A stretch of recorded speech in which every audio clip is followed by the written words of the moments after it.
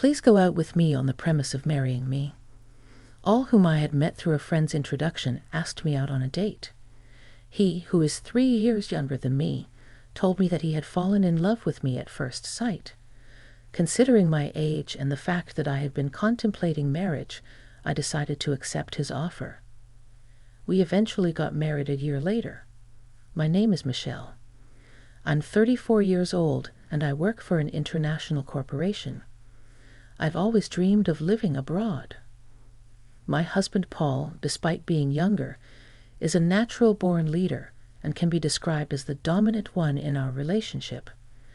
It wouldn't be an exaggeration to say he's the head of the household, but I didn't mind it. Having lived alone for a long time, I was accustomed to taking care of household chores, and I even enjoyed cooking. Paul rarely helped out, but I never found chores burdensome. On the other hand, Paul always took the lead when we went out together, allowing me to simply enjoy myself without having to worry about anything. This felt like a good balance between us. However, all of this started to change when my mother passed away while I was at work. I received a call from my father informing me that my mother's chronic illness had worsened and she had collapsed. I immediately boarded the train and arrived at the hospital in about 2 hours, where I bid a final farewell to my mother. I decided to stay with my father to prepare for my mother's funeral. When I contacted Paul, he said that he couldn't leave work at short notice. He ended up not coming to the wake. He did make it to the funeral, but it seemed that he hadn't made any preparations for mourning attire. I had to hastily arrange a rental outfit for him. He complained incessantly, saying that I should have prepared everything from the beginning. Between my sorrow and being busy, I didn't have the capacity to deal with Paul, so I let his complaints slide. But apparently he didn't appreciate that, as he was in a foul mood throughout. Ever since then, it feels like our marital arguments have increased. Well, after being married for 3 years, I think it's normal to have some quarrels, but even so, Paul has been picking fights rather aggressively recently. With his persistent domineering attitude, he often dictated what I should do and take care of. I got fed up and even tried refusing a few times, but since he didn't know how things were organized inside the house, even simple tasks like preparing for his own business trips would take a long time. Moreover, he would complain while bustling around the house, making an even bigger mess. In the end, I realized it's easier if I just do it myself. I wasn't being completely obedient. I took care of certain things to save myself the trouble. Next week is the gathering for my mom's first death anniversary. I'm going to start preparing for us to join. Okay. When I said that, Paul responded grumpily, I have an important meeting that day. What should I do? I've mentioned this gathering well in advance. How could he suddenly say something like that? What, you're not going? Paul responded with a heavy sigh. It's not that, but it'll be tough to delegate everything to my juniors, you know. He seems happy about his recent promotion and constantly talks to me about his junior team members at every opportunity. I felt like sighing right back at him. Please plan for it. Okay. I emphasized. It was the day before my mother's first death anniversary gathering when I got home from work. Paul was sulking and drinking beer in the living room. I'm sorry I'm late. I had to work overtime. I'm sure he's in a bad mood because I came home late, causing a delay in dinner preparation. I've been waiting here for an hour, just as I thought. But it's just 1 hour, isn't it? If he couldn't prepare his own dinner, he could have gone out to buy something. I did let him know what time I'd be home, though. He could have taken some initiative and done things on his own. Suppressing the urge to say all that, I handed him a take-out box. I thought it'd take too long if I cooked, so I picked this up on my way home instead. In response, Paul slammed a glass filled with beer onto the table. Take out again. Aren't you slacking off a bit too much lately? Again, the last time I'd brought home takeout was about 2 weeks ago. Sure, I've been busy lately. and maybe I haven't been cooking a feast every day. Nevertheless, I'm mindful of maintaining a balanced nutritional intake and rarely rely on prepackaged items, though I don't think I deserve that kind of criticism. As I was considering whether to retort or not, Paul, misunderstanding something, decided to pour salt in the wound. Can't say anything because it's true, huh? Do your chores properly. You've been coming home late lately, saying you are working overtime. You're probably just out having an affair, Paul shouted. His words sparked a flare of resentment that had been building in me. Enough is enough. If you know I'm working late, the least you can do is prepare dinner for us. It's fine if you can't cook. Picking up some takeout isn't too hard to do, is it? I always make sure to inform you when I'm going to be late, and even with the business, I take care of all our household chores. There's no need for that kind of tone. Paul gave me a glare. You're 3 years older than me, you know. I could have married a woman in her 20s. But I chose an older woman. Show some gratitude and do as I say. There's no one else who would want you, so you'd be in trouble if I were to leave, wouldn't you? Did he really just say that? I was ticked off and couldn't hold back any longer. Then you should have married a younger woman when we started dating and before we got married. Didn't I ask if you were okay with me being older? You said it was okay, and that's why we got married. Even without you, I could have managed my life. Paul laughed mockingly at my words. Whatever, let's get a divorce.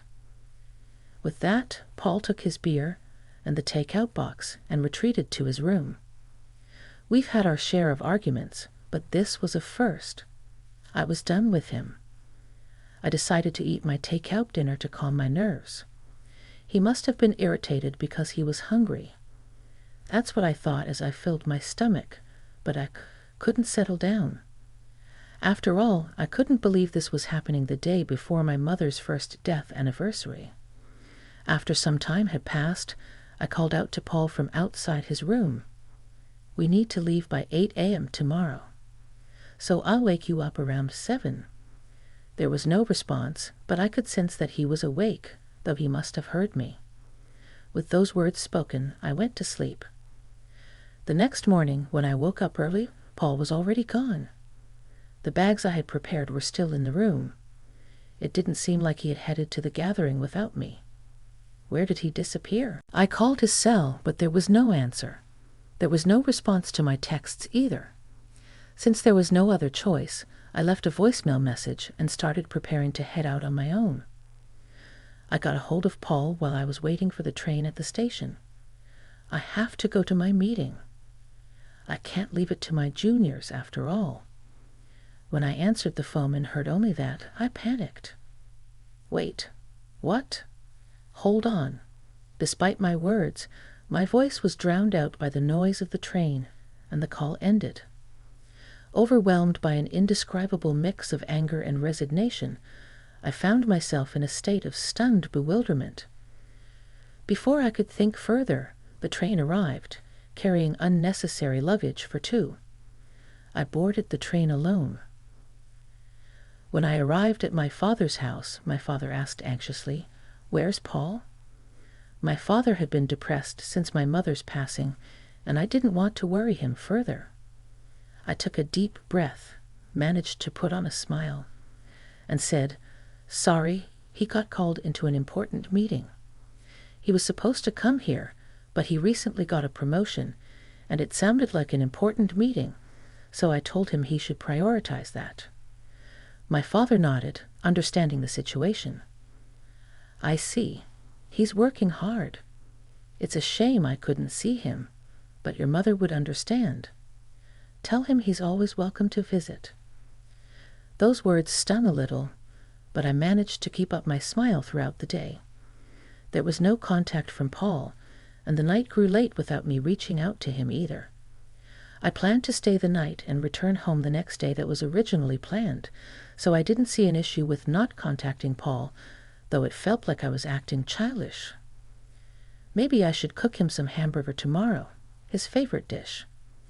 With that thought in mind, I went to sleep.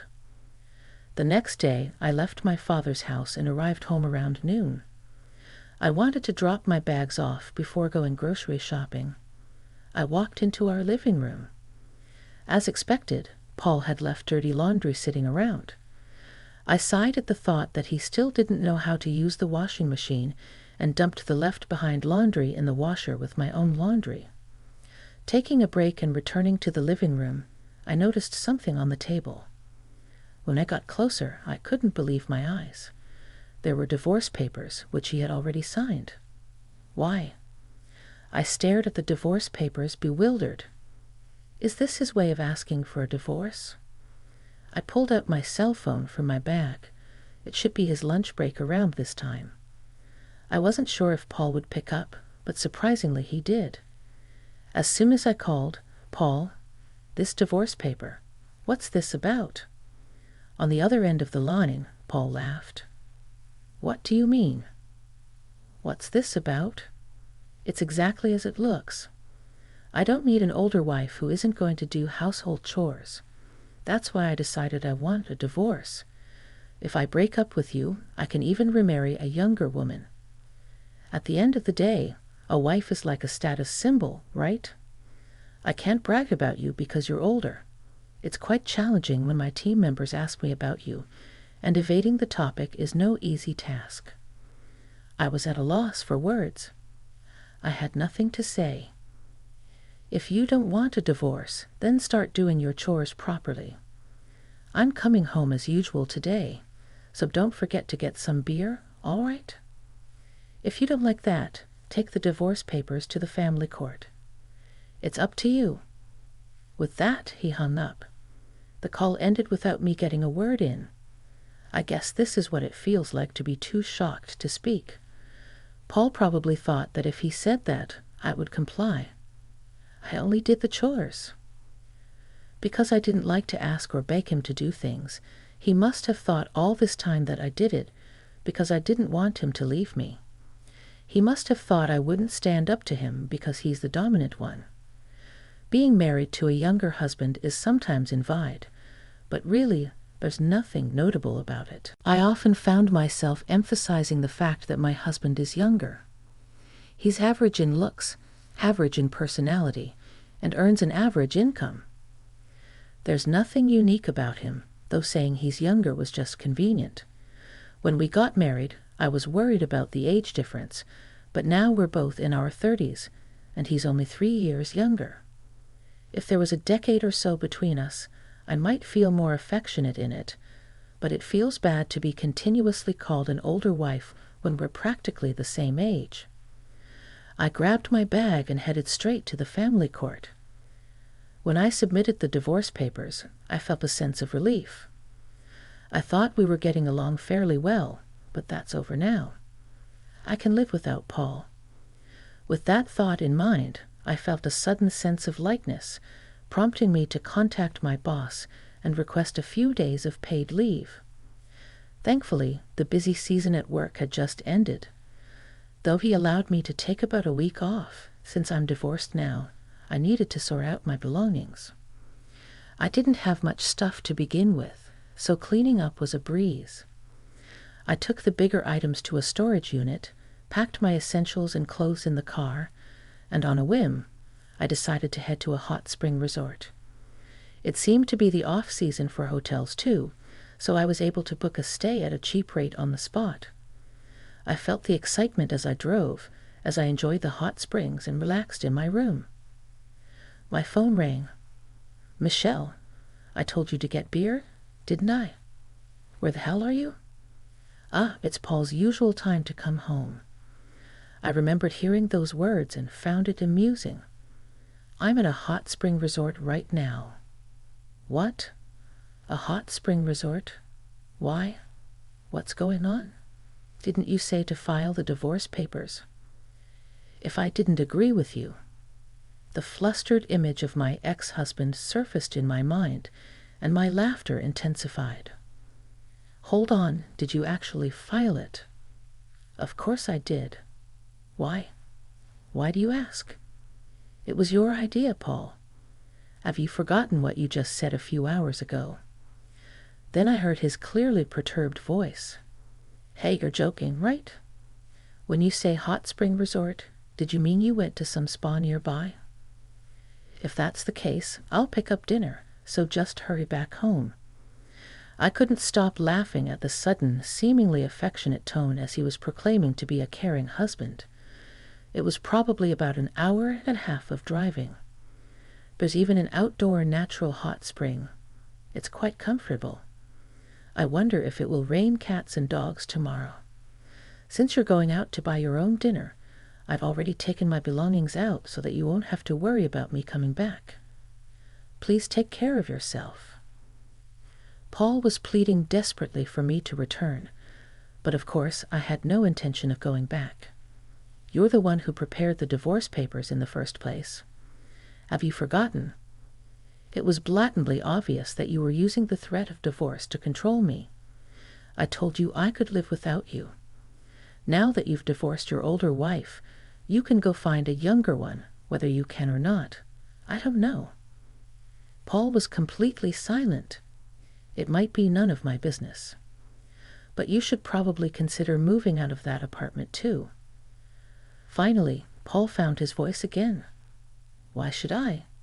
His voice was barely a murmur. "Think about your income.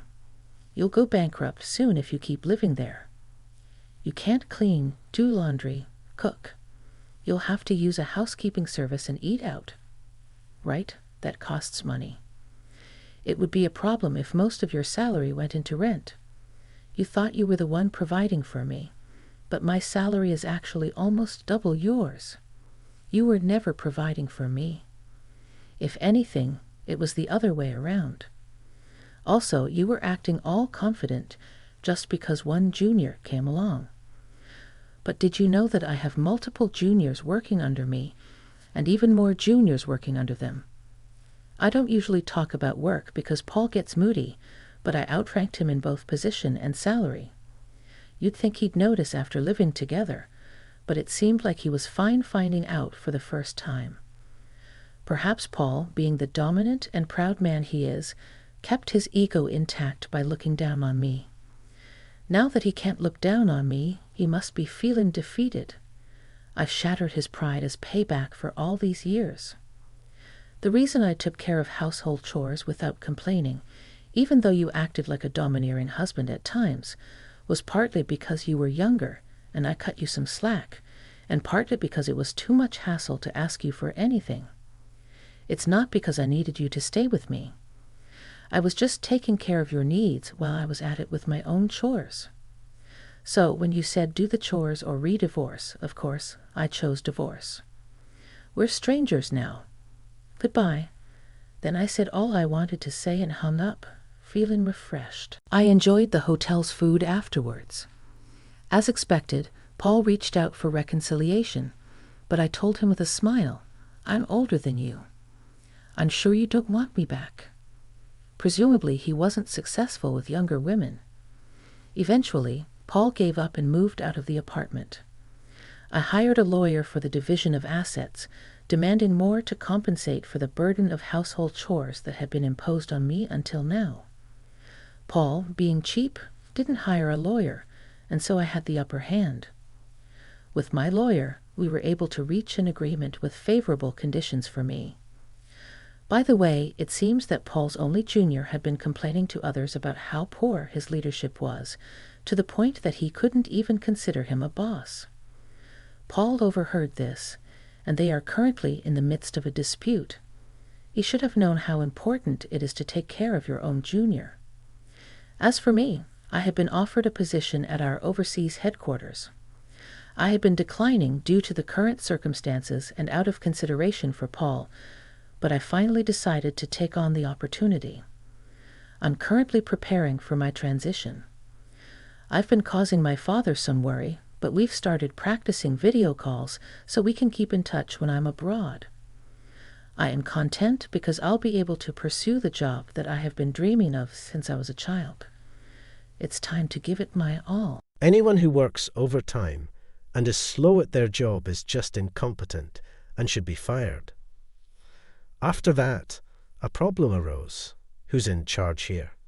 He got fired yesterday. He was the only one who could speak French. What? There was only one person who could solve the problem. Michael tried to call him back, but my name is Brandon, and I'm 30 years old. Despite being in my 30s, I live a brilliant life as a bachelor. My family home, where my parents and brother live, is about an hour drive away. We have a good family relationship, and I visit home about once a month. I work in sales, and I've been with my current company for 6 years. When I first joined, there was so much to learn that I struggled every day. At one point, I was recognized for smoothly handling a client who only spoke French, and I became in charge of foreign clients. It seemed I was the only one in the office who could speak French at a native level, so naturally, my workload increased. Before I knew it, working overtime had become the norm for me.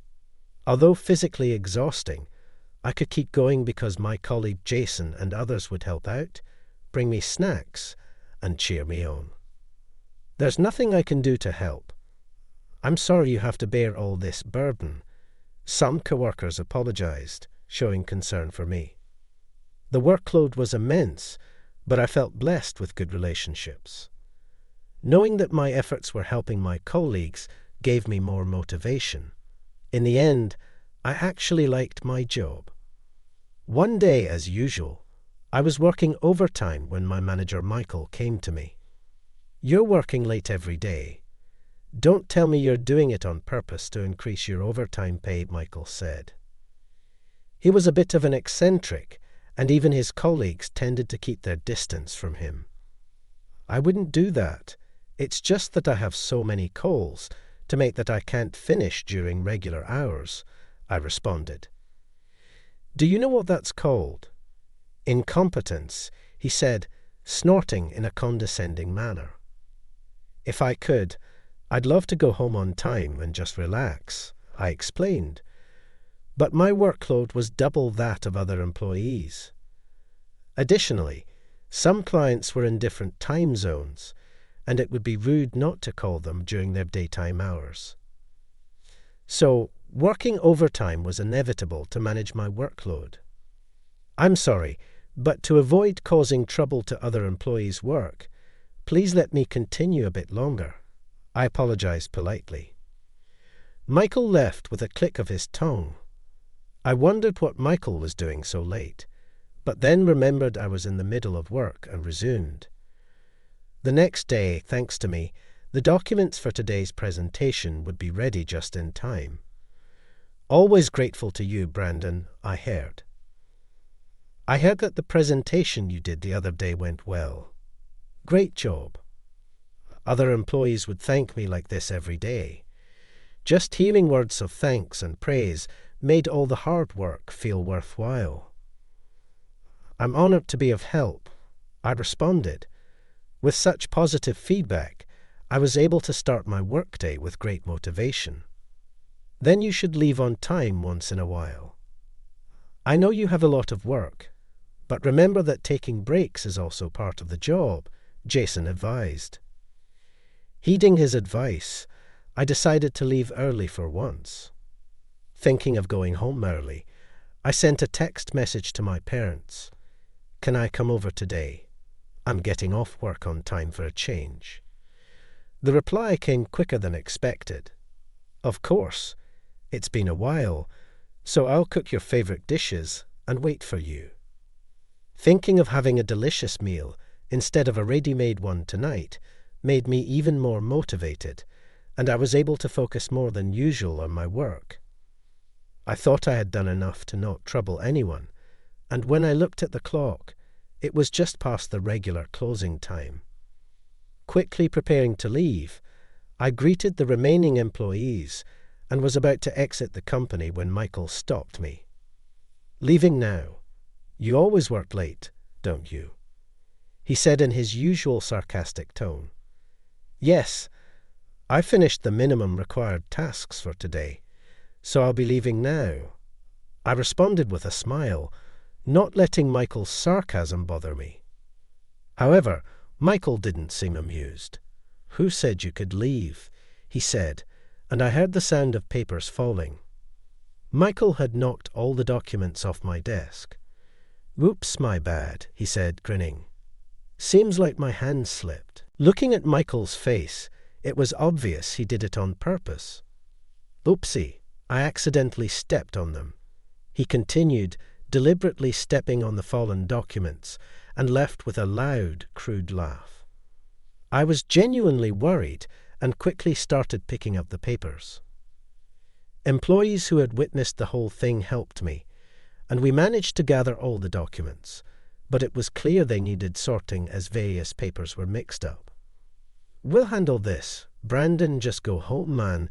My colleagues concerned for me urged me to leave. But there were too many documents, and they would end up working overtime. "Thanks, but I'm fine." "I'll do it and go home. You all have other work, right?" I said with a smile. They insisted on helping, and thanks to them, we finished much faster than expected. However, when I checked the time, it was already 2 hours past the regular closing time, and I had several worried messages from my mom. I hadn't noticed because my phone was in my bag. I apologized as I messaged back. "Work suddenly got busy and it's late. I'll drop by on my next day off. I'm really sorry, especially after you prepared dinner." I sighed with regret as I messaged back. "It's okay, as long as you're safe. I was worried something had happened."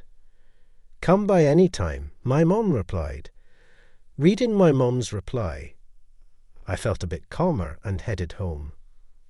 After the overtime incident, Michael seemed to have targeted me, and his childish harassment continued for a while. I was ordered to redo documents for being unclear, and was the only one not receiving company emails. His blatant harassment led to my colleagues often stepping in to help, but the mental strain and stress were gradually building up. With the additional workload and Michael's harassment, I often worked until the last train. Then one day, while working overtime alone, Michael came again. By now, Michael was a figure of caution for me, and I felt myself tense up.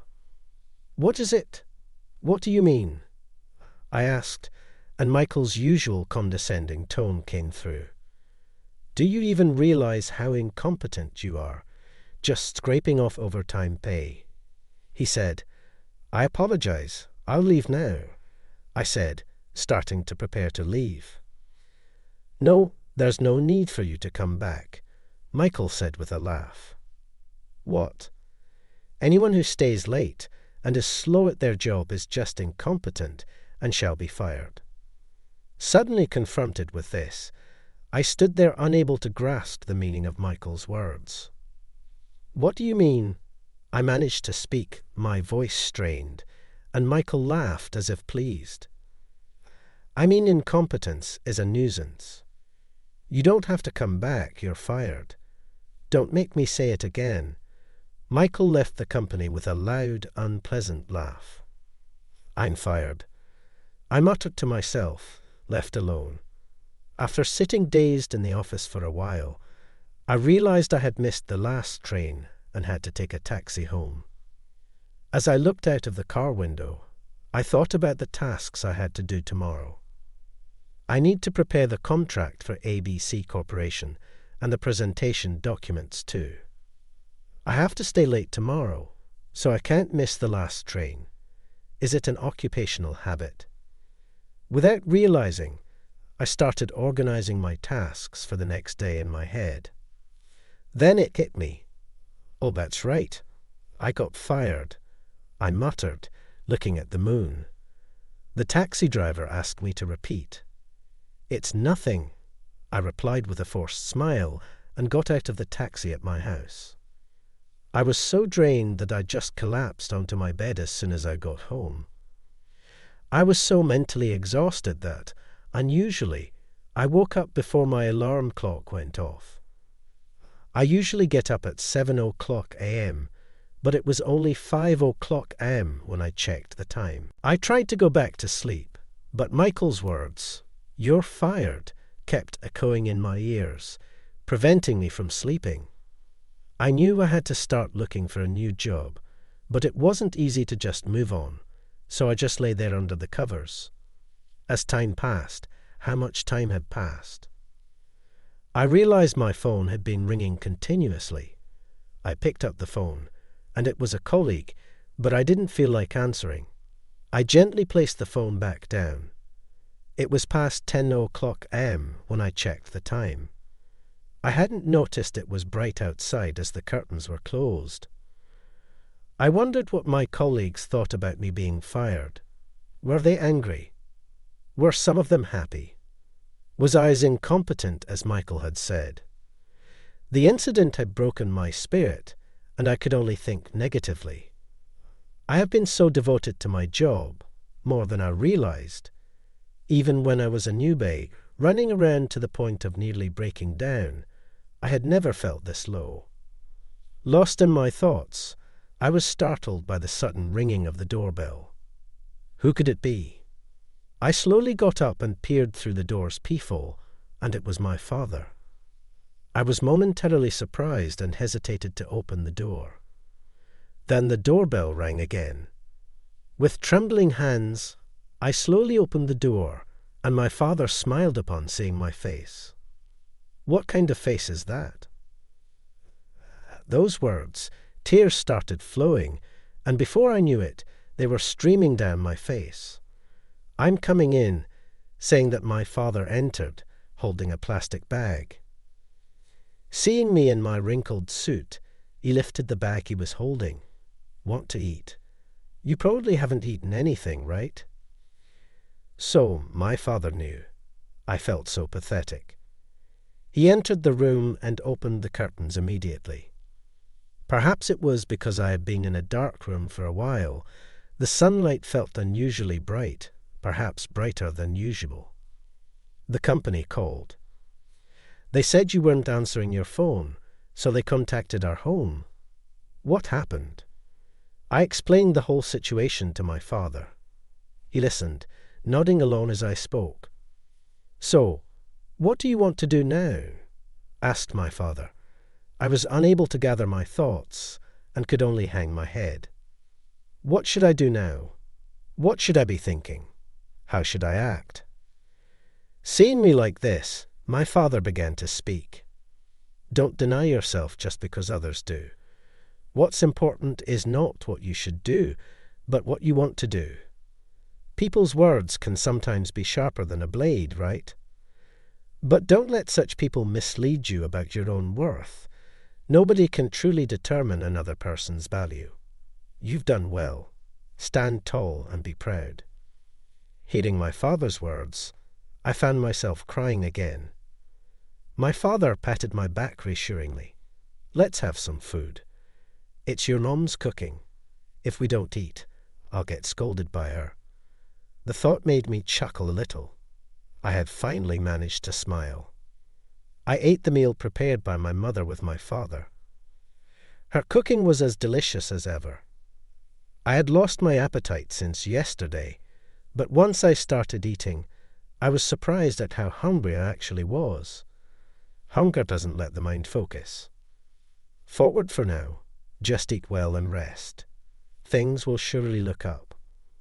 I never thought that at this age I would be comforted by my father. Perhaps age doesn't matter in a family. If my father hadn't come, I would probably still be in bed, not eating, not moving, just spiraling in negative thoughts. Feeling full helped me start looking forward again. After finishing the meal, my father said, "You can always come back home." And then he left my place. Sitting on my bed after he left, I began to think about the future. Even if I was as incompetent as Michael said, I wasn't satisfied with how things ended. I don't demand recognition for my hard work, but I refuse to believe that everything. What I did was in vain. After all, it was Michael who announced my dismissal. What would Mr. Johnson think about this? It felt unsatisfying to just leave things as they were. Acknowledging Michael's actions, I wanted to retaliate, even if in a small way. While I was thinking, my phone rang again. Looking at the display, it was another colleague. After hesitating, I decided to answer. "Hello," I said. As soon as I answered, I heard my colleague's loud voice. "Finally, you answered. You got fired. What's going on?" Exactly what I wanted to know. I told my colleague about last night's incident with Michael. "What?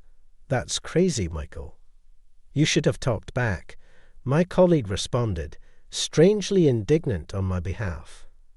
It was a bit amusing and touching to see him angry at me. I asked my colleague about what happened at the office today and how the employees were reacting. His story wandered a bit, but the gist of it was this.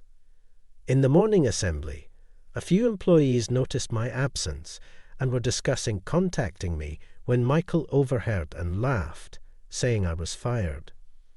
When asked why, he refused to say, citing it as personal information. What kind of personal information is that? My colleagues and superiors, suspecting unfair dismissal due to Michael's involvement, planned to consult Mr. Johnson, but he was on a business trip. They decided to speak with Mr. Johnson as soon as he returned from his trip, but many were concerned about me and had tried calling. "I was about to go to your house if you didn't respond even by tomorrow," my colleague said. Hearing the story, I realized again how fortunate I was with my workplace relationships. "Thank you. I'm glad to hear it," I said. As I said this, my colleague panicked, misunderstanding my tone. "What's with that ominous remark? You're not thinking of doing something drastic, are you?" I couldn't help but laugh at his words. "It's not funny. Seriously, what are you going to do now?" "Right. What am I going to do regarding my dismissal?" I need to understand the company's stance, so talking to Mr. Johnson is essential. But I didn't want to let Michael have the last word.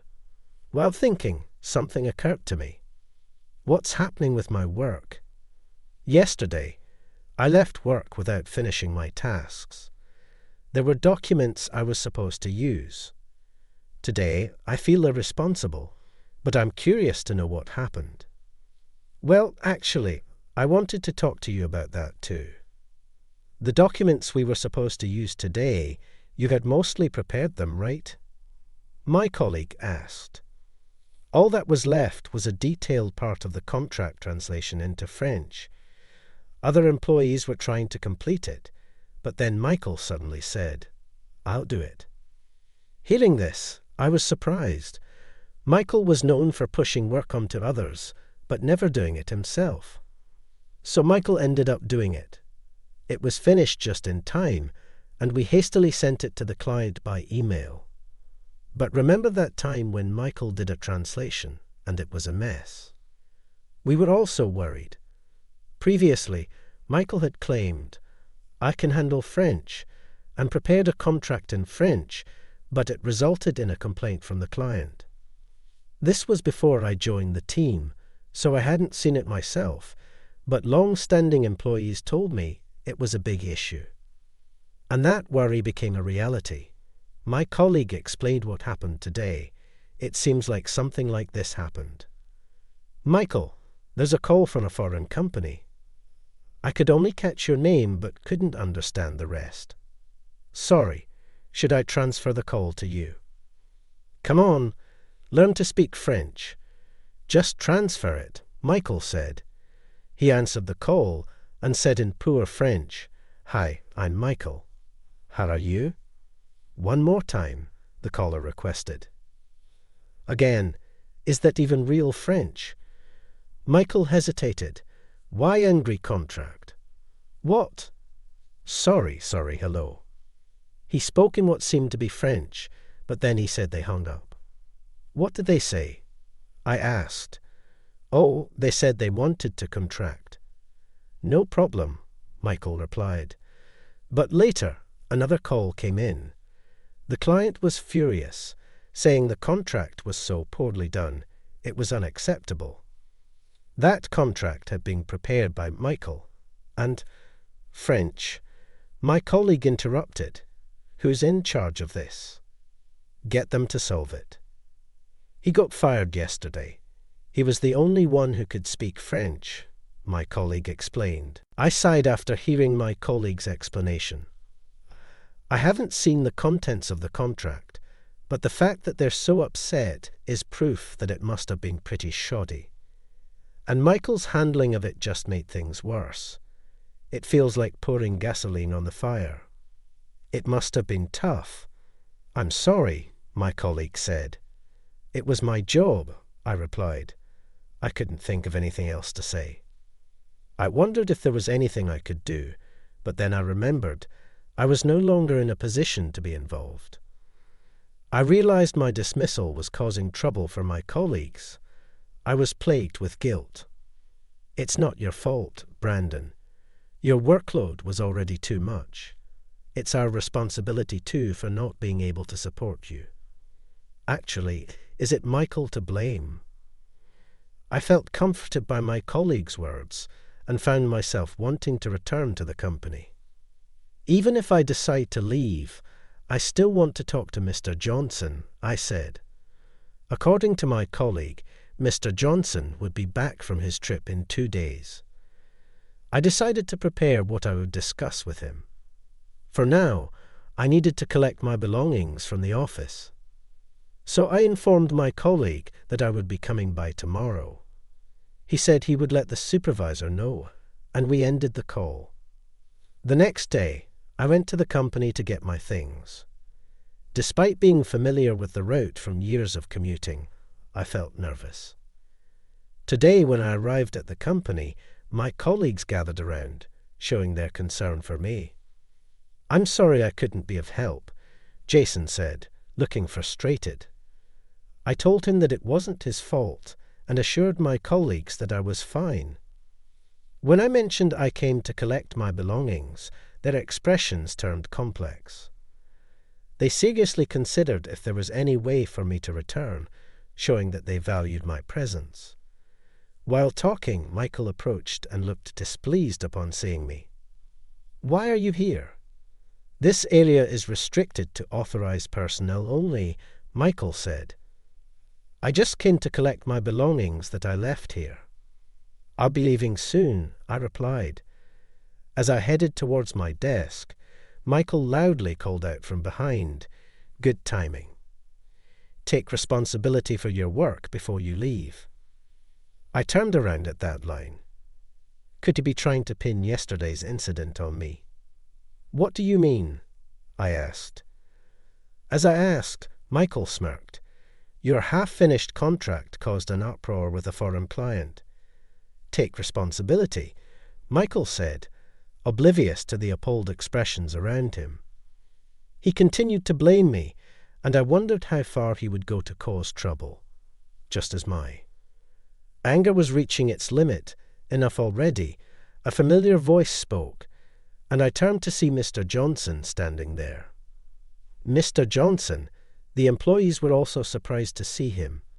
He was supposed to return from his business trip tomorrow. Michael visibly panicked at Mr. Johnson's appearance. Mr. Johnson, you were scheduled to return tomorrow. Watching Michael speak with agitation, Mr. Johnson sighed. I came back early after hearing about the trouble. So what's all this commotion about? Mr. Johnson's anger was evident to everyone. Understandably, the employees fell silent, making the office quiet. Even though I was fired, I had wanted to talk to Mr. Johnson. I thought this might be the perfect opportunity, but it didn't seem like the right time to speak up. Shouldn't the commotion be explained and guidance sought? But perhaps as someone who's been fired, it wasn't my place to say anything. Amid a loud ticking of the clock, Mr. Johnson spoke again. What's this commotion about? Tell me, Michael. Michael became even more unsettled when he was called out by name. However, with a slice of smoke, as if having thought of something, Michael began to explain to Mr. Johnson. This guy here, he made a sloppy contract that led to a complaint from a foreign client. I was just lecturing him about it. He always works late, and I thought maybe he was doing it on purpose to increase his overtime pay. So I fired him yesterday. I told him to take responsibility for this mess before he quits. Michael presented himself as if he were doing the right thing. I felt a renewed contempt for him, realizing once again how self-centered he was. Although I didn't want to be attacked by Mr. Johnson, it might be an opportunity to explain my side. If he didn't believe me, it could be a valid reason for leaving. Just as I was about to take a gamble and speak up, Mr. Johnson intervened. "Is that so? Then, Brandon, come to my office." Suddenly, I was filled with tension, but this gave me an opportunity to have a private conversation with Mr. Johnson. Looking at Mr. Johnson, his face was no longer stern, but had a gentle smile. Yes, I left my belongings on the desk and followed Mr. Johnson into his office. It serves him right. This will save me. Upon entering the president's office, Mr. Johnson opened the window. A silent pressure weighed in the air, creating an atmosphere that made it difficult for me to speak. I waited for Mr. Johnson to say something first. I wondered if I was going to be reprimanded, bombarded with questions, or possibly even faced with discussions about damages or compensation. It's a story from about 20 years ago, before this company was founded. Back then, I worked at a regular corporation. I exclaimed, surprised by the unexpected start of his story. Seeing Mr. Johnson's face, it was no longer the intimidating look from before, but a gentle smile. I was about your age back then. I was struggling with work, no matter how hard I tried, disliked by my boss, and on the verge of giving up. That's when a senior colleague told me, "Don't let anyone else's disapproval bring you down. You're doing great. Stand tall and be proud." I was struck by Mr. Johnson's words. They sounded so familiar. "Those words," I murmured. Mr. Johnson laughed heartily. "How's your dad doing?" I was stunned. Could it be that Mr. Johnson and my father know each other? I had never heard about this. I was so surprised that I couldn't speak, but Mr. Johnson continued, "Your father's words inspired me to persevere and eventually establish this company. In a way, he's my benefactor. When you joined the company, your father contacted me, asking me to look after his son. I didn't reveal our connection to prevent you from becoming complacent or feeling pressured. I hope you understand." Before I knew it, Mr. Johnson's kind words had eased my tension, and I felt a sense of happiness. I realized I had been watching over all this time. "Yes, thank you so much." As I said that, Mr. Johnson gave me a warm smile. "About the recent matter, I reviewed the documents and contract you sent to the client. On my way back to the office, it was clearly made by someone else, so I know you weren't the cause. And about Michael firing you, I won't let that happen. If you're willing, I want you to continue working with us. What do you say?" It seemed like Mr. Johnson had seen right through what I wanted to discuss. I respected the insight of someone at the top of the company. "Of course, please let me keep working here. Maybe I'm simple-minded." Feeling relieved brought back my confidence. I was truly happy to continue working here. "That's a good response. I apologize for making you feel anxious and uncomfortable. It was not my intention," Mr. Johnson apologized. I was flustered and surprised. It wasn't Mr. Johnson's fault. I knew that and had no complaints against him. "I never wanted you to apologize." "Sorry." I apologized reflexively, and Mr. Johnson chuckled. "Why are you apologizing? You haven't done anything wrong. I've heard about your good work. I want you here, Not because of my debt to your father, but because you're a capable employee. Please understand. I learned how much being acknowledged can bring happiness and confidence. My eyes welled up with tears, perhaps because of the emotional strain. Mr. Johnson said I could leave, and I exited his office. When I stepped out, all eyes were on me. It seemed I had caused quite a worry. I smiled and gave a thumbs up, and my colleagues cheered with joy. A co-worker patted my shoulder, saying they were glad for me. My tears were slightly visible, and when they teased me about crying, I retorted that I wasn't. I was smiling. When suddenly I heard yelling. No way. Amidst the excitement, Michael stood with wide eyes and an angry expression. How is this possible? Are you staying? What about your responsibility in the overtime pay? I decided you were fired. Michael's fury was no longer a threat to me. Ignoring him felt easier as I chatted with my colleagues. His anger intensified as he marched towards me. Don't ignore me. I'm the department head. We don't need someone like you. Get out now. Oh my, this isn't very calm. Mr. Johnson emerged from his office, hearing Michael's shouts. Michael demanded an explanation from him. What's going on? What about his responsibility for the client incident? You haven't reversed his firing, have you? Michael continued to shout angrily at Mr. Johnson. We all watched, more nervous than him.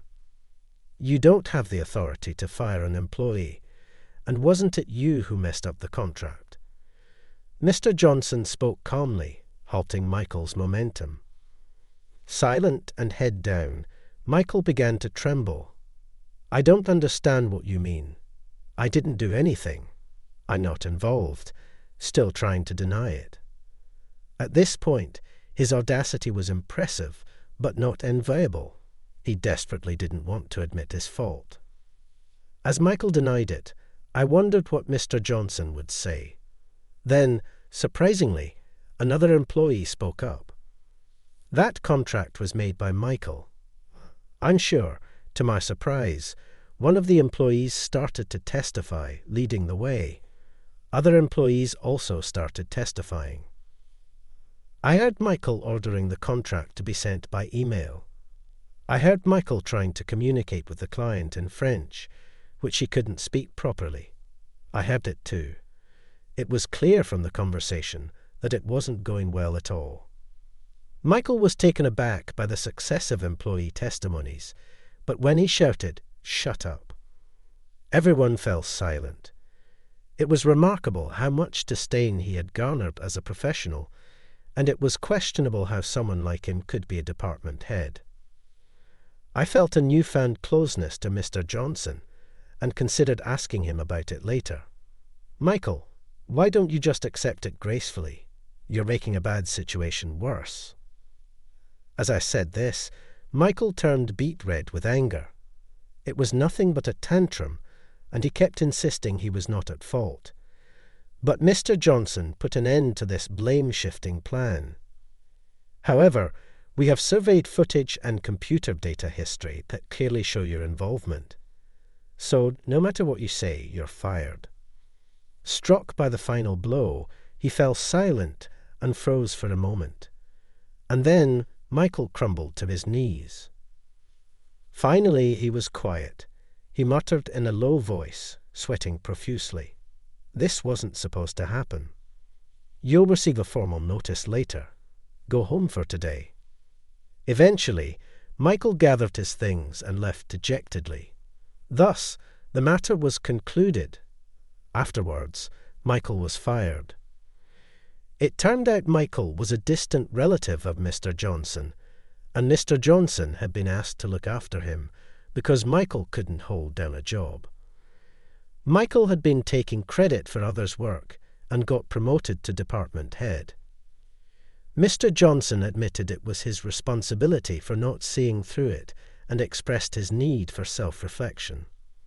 Losing his job, Michael entered a self-destructive phase and resorted to gambling. Soon, he couldn't pay his rent and was evicted. In a panic, he found a job with a dormitory, but the shared bathroom and thin walls, with complaints about any noise, made it tough. As for me, I returned to work the next day. My colleague's welcome back gift was a pile of work, just as I expected. But now, I am happy to be busy again. When I was getting into the swing of things, Mr. Johnson came by and limited my overtime to 3 days a week. When I asked why, it seemed that my father had expressed concern, asking, "Aren't you making him work too much overtime?" I was a bit dismayed to have my father involved at this age, but I knew he was concerned about me. With reduced overtime, I started visiting my parents more often. My mother and brother, worried about the recent events, treated me as if nothing had happened, which I greatly appreciated. Later, I learned that my mother was childhood friends with Mr. Johnson. She had wanted to complain to him about the overtime in the recent incident, but my father had calmed her down. My brother had been fired up about taking action against Michael, but again, my father had intervened. This whole situation made me realize how many people were on my side, making me feel fortunate, though maybe a bit overprotective. Later on, I became the training supervisor for a newly hired female employee, which led to starting a relationship. Another important person was added to my life. I now want to be someone who protects others, and that's how I'm living my life. The jarring ring of my cell phone shattered the quiet calm of our living room. I glanced at the caller ID and felt a knot form in my stomach. Ely, my brother-in-law. "Hello," I answered cautiously. "Marla, don't play dumb with me," Eli's gruff voice barked through the speaker. "When are you going to pay me back the 60 grand you borrowed?" My eyes widened in disbelief. "What are you talking about? I never borrowed any money from you." "Don't insult me with your lies," he shouted. "Nathan came to me 2 years ago begging for a loan because you two were drowning in debt. He promised he'd pay it all back once he got that big real estate deal." My heart pounded as confusion swirled in my mind. A $60,000 loan? Real estate deal? Why was this the first I was hearing about it?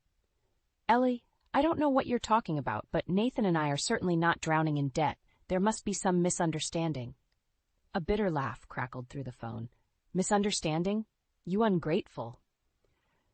"Don't you dare talk to my wife like that." Nathan's voice startled me as he snatched the phone from my hands. I watched his face contort in anger as he paced back and forth, growling harsh whispers I couldn't make out.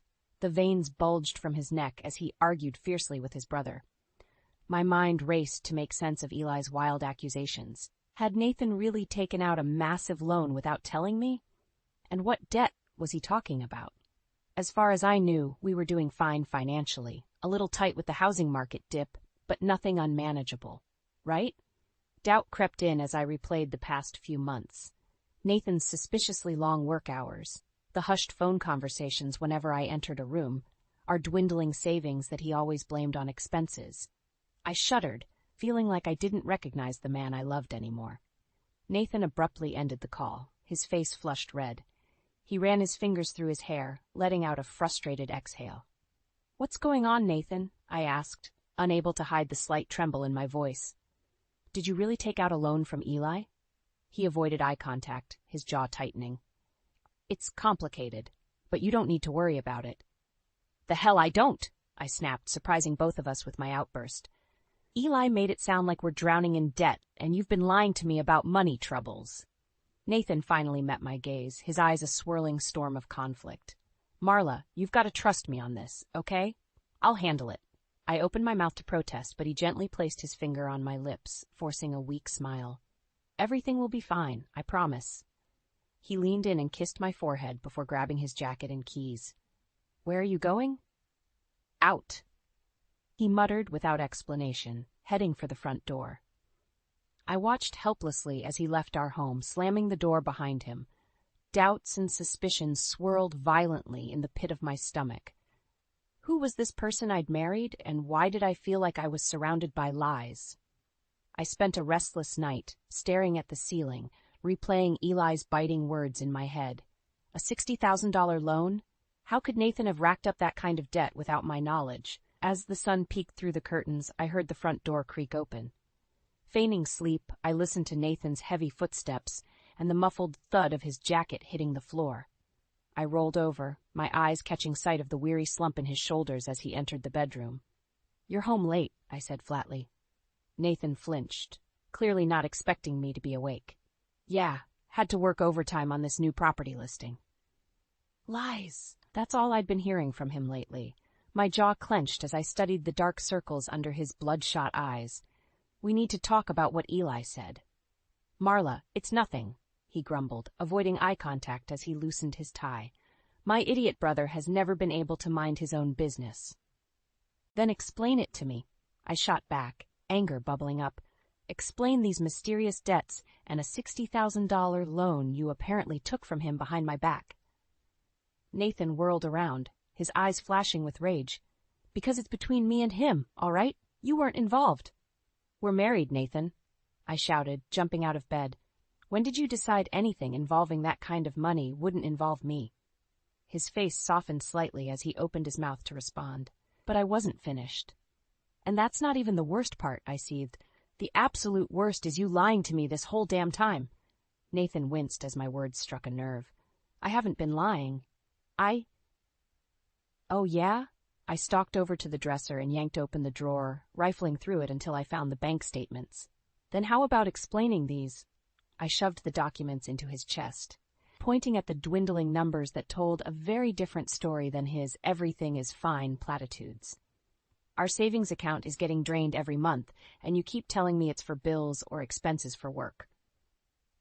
My voice cracked with a mix of anger and hurt. "What expenses, Nathan? The truth, for once." He stared down at the statements, his jaw clenched tightly. The strangled silence between us was deafening. Finally, he spoke in a hoarse mutter. "I got in too deep. There's a big deal I've been working, but it required way more upfront cash than I had."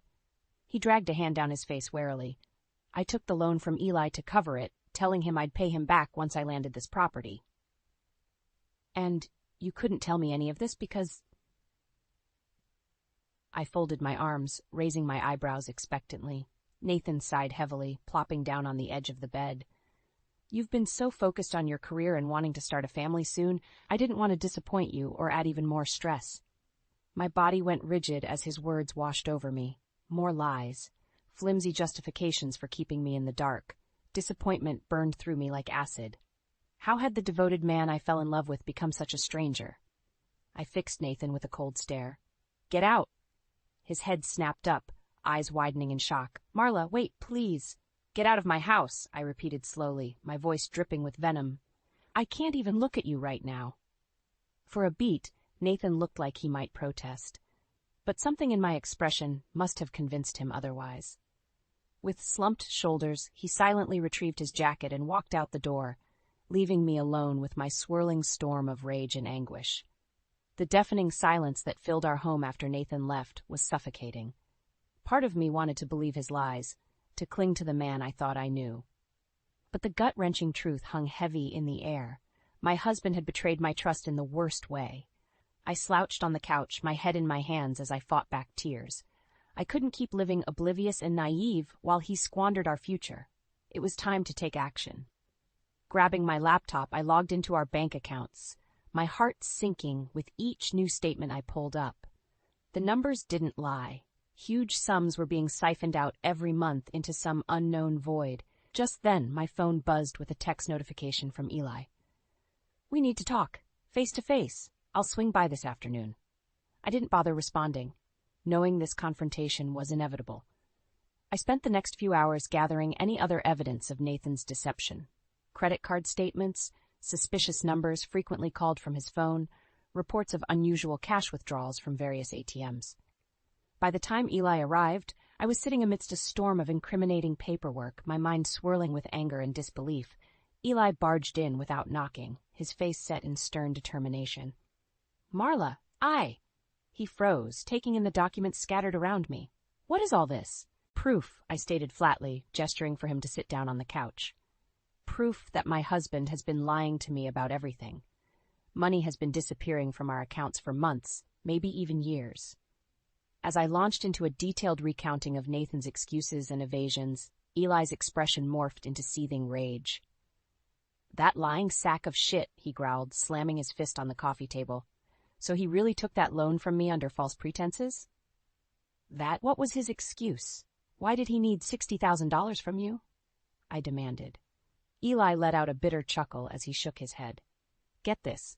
The moron claimed there was some urgent need for cash to keep your family's real estate business afloat. Spun this whole tale of hitting hard times and needing a bailout." My jaw dropped in disbelief. Our tiny, perpetually struggling real estate startup could barely afford the office rent, let alone require that kind of massive infusion of cash. "You're kidding me," I whispered, anger burning in my chest. I stood abruptly, snatching my keys off the counter. "That's it. I've had enough lying and deception." "Where are you going?" Eli asked as I stormed toward the door. "To get the truth, once and for all," I tossed over my shoulder. "And you're coming with me." Within minutes, we were speeding down the road, my knuckles white from gripping the steering wheel. We didn't exchange any words. Eli could see the tumult of emotion roiling across my face. Finally, we arrived at a dingy pool hall on the edge of town. I'd heard rumors of high-stakes poker games taking place in the back rooms, but never imagined Nathan being involved.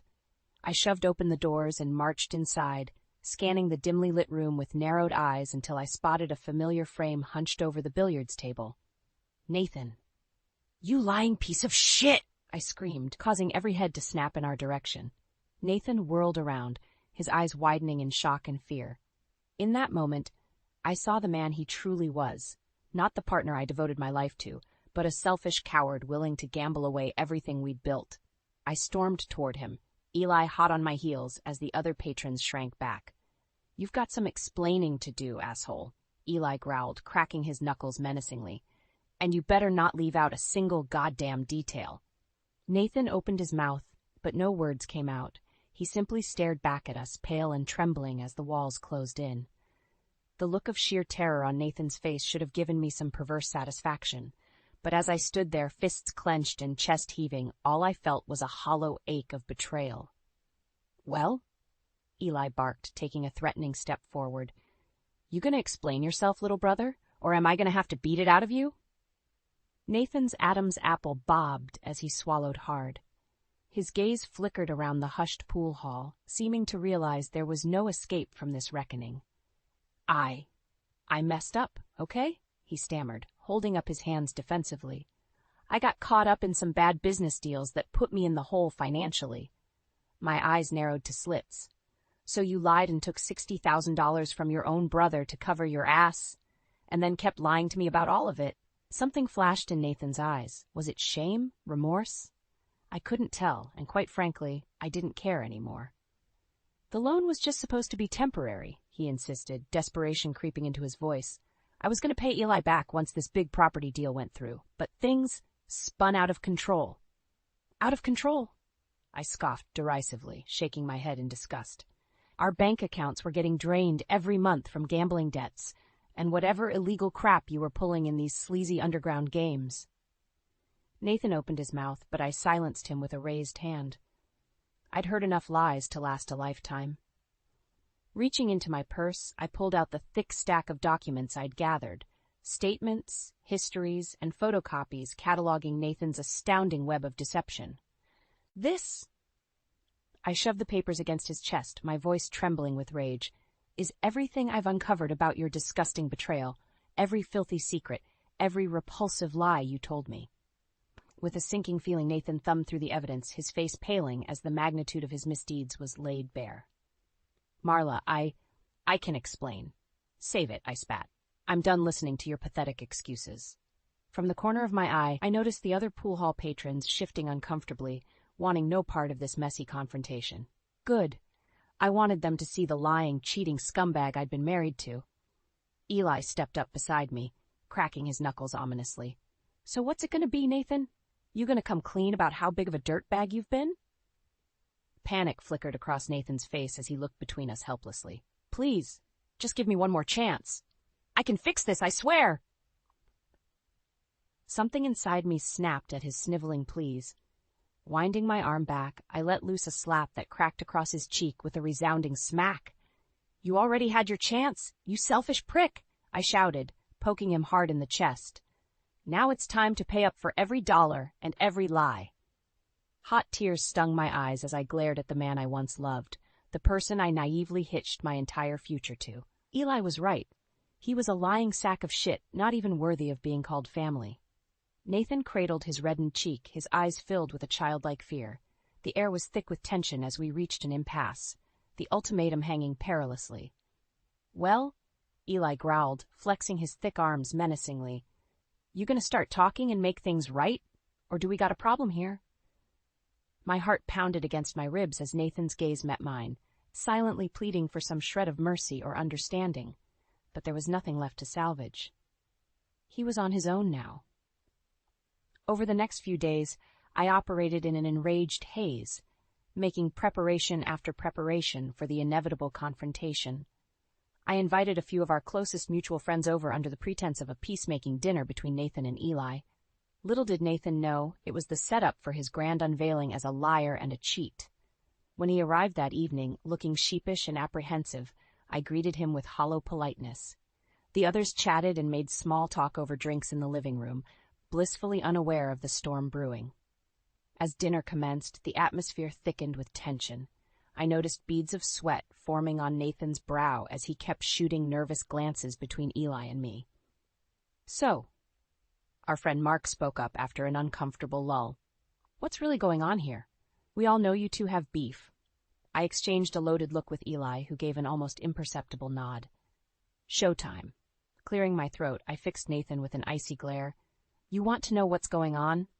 How about we start with Nathan taking out a secret $60,000 loan from Eli?" The table fell into stunned silence, all eyes swiveling to Nathan in shock. His face drained of color as he gripped his fork tightly. "She's lying," he croaked out, shaking his head vehemently. "I never took any loan." In one deft motion, Eli reached into his jacket and slammed a thick manila envelope onto the table. It landed with a heavy thud, scattering utensils. "Really, bro?" His tone dripped with disdain. "Because I've got bank statements, text messages, and a whole damn paper trail showing otherwise."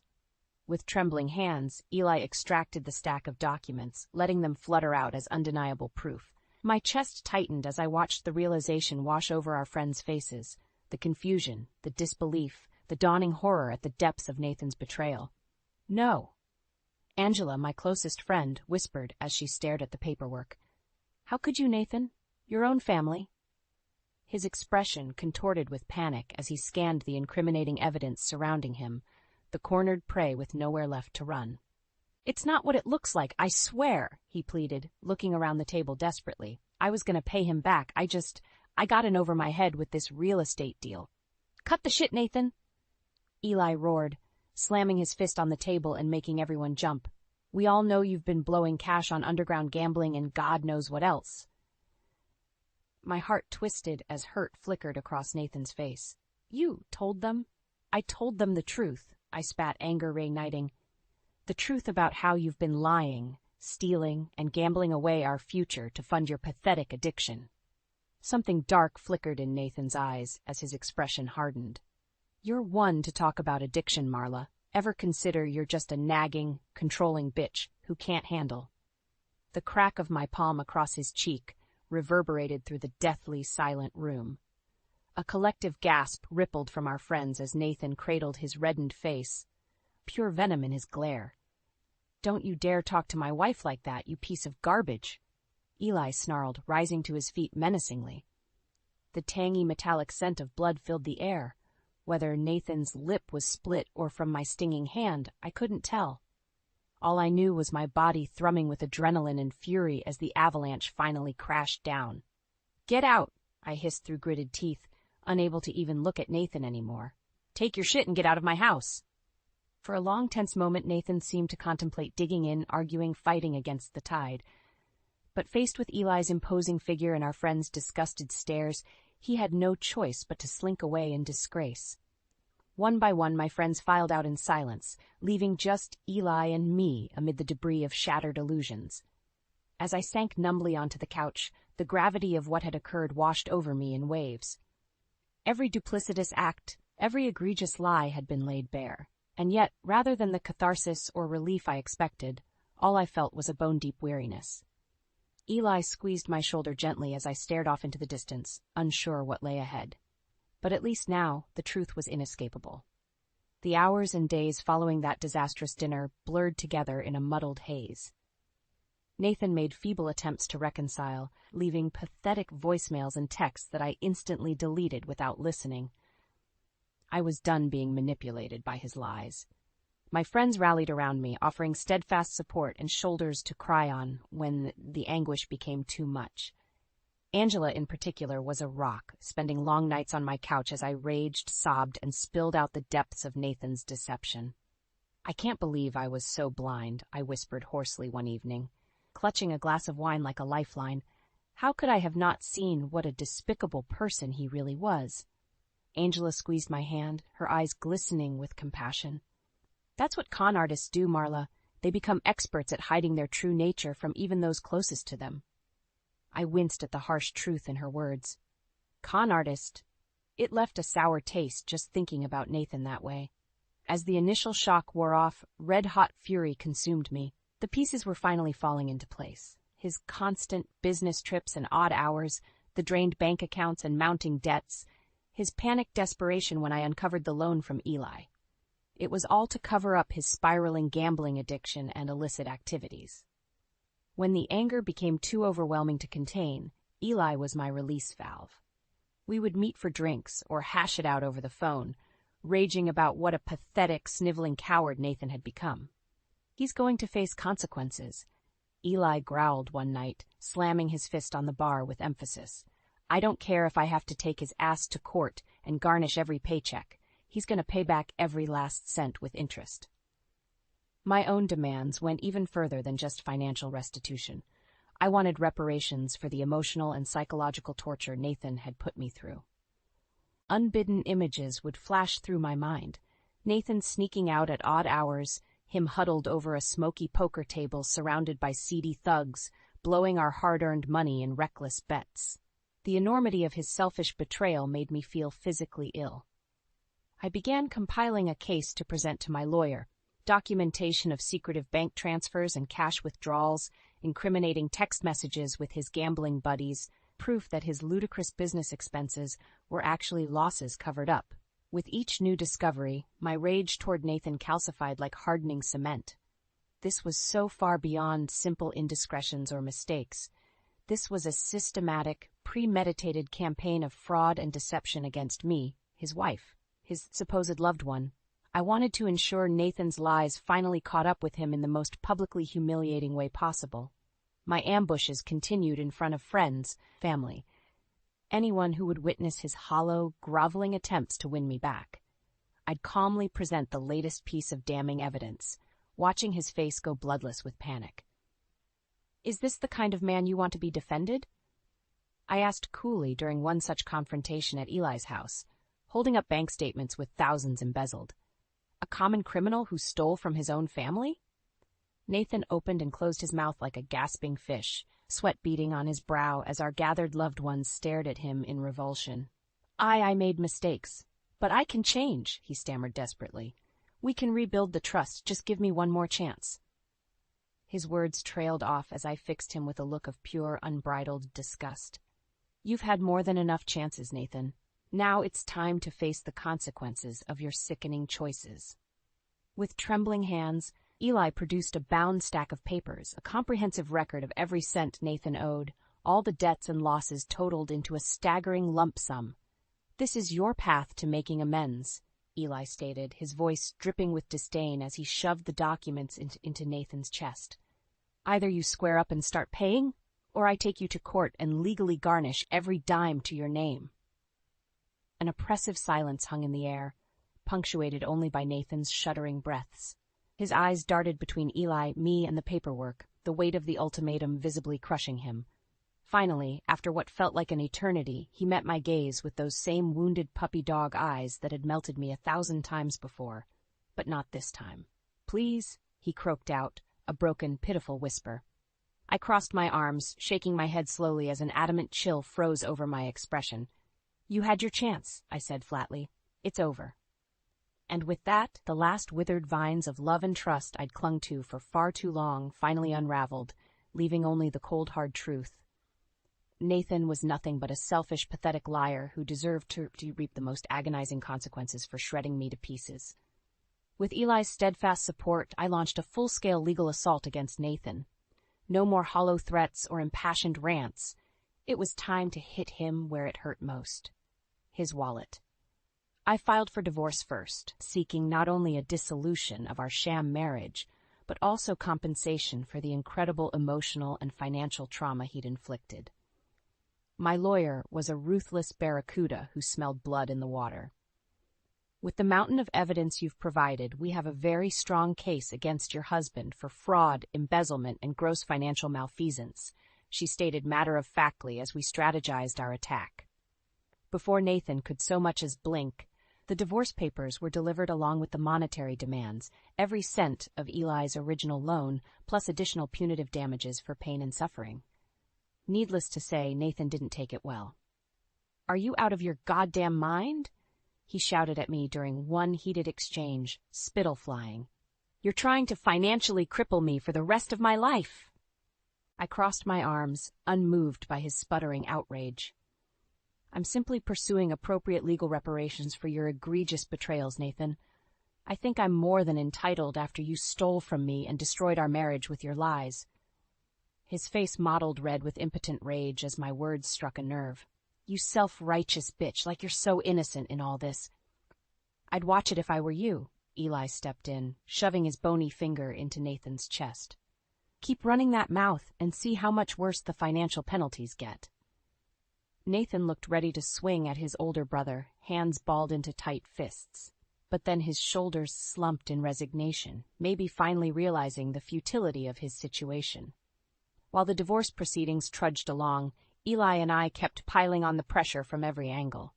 We acquired copies of Nathan's employment file from his real estate broker and gleefully sent the damning documentation to his bosses, records of unexcused absences, documented lies about his whereabouts, even a formal complaint from a client about Nathan's erratic, unprofessional behavior. Within days, the inevitable phone call came. Nathan had been terminated from his job and banned from the premises. One more ruinous consequence for his reckless actions. "How's it feel to have your entire life crumbling around you?" I asked in a sickly sweet tone after delivering the news in person.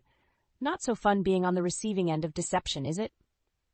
Nathan's face was pallid, his eyes sunken as he stared at me with a potent mix of fear and loathing. "You're a sadistic monster, you know that?" I shrugged nonchalantly, inspecting my nails. "Maybe so, but at least I'm not a pathetic, sniveling liar who torched my own marriage for some cheap gambling thrills." Watching him flinch at my biting words, I felt a twisted sense of wicked satisfaction. For far too long he had gaslit me, controlled the narrative with his manipulations. But now, finally, the all-powerful facade had crumbled away, leaving him weak and powerless. The roles were starkly reversed.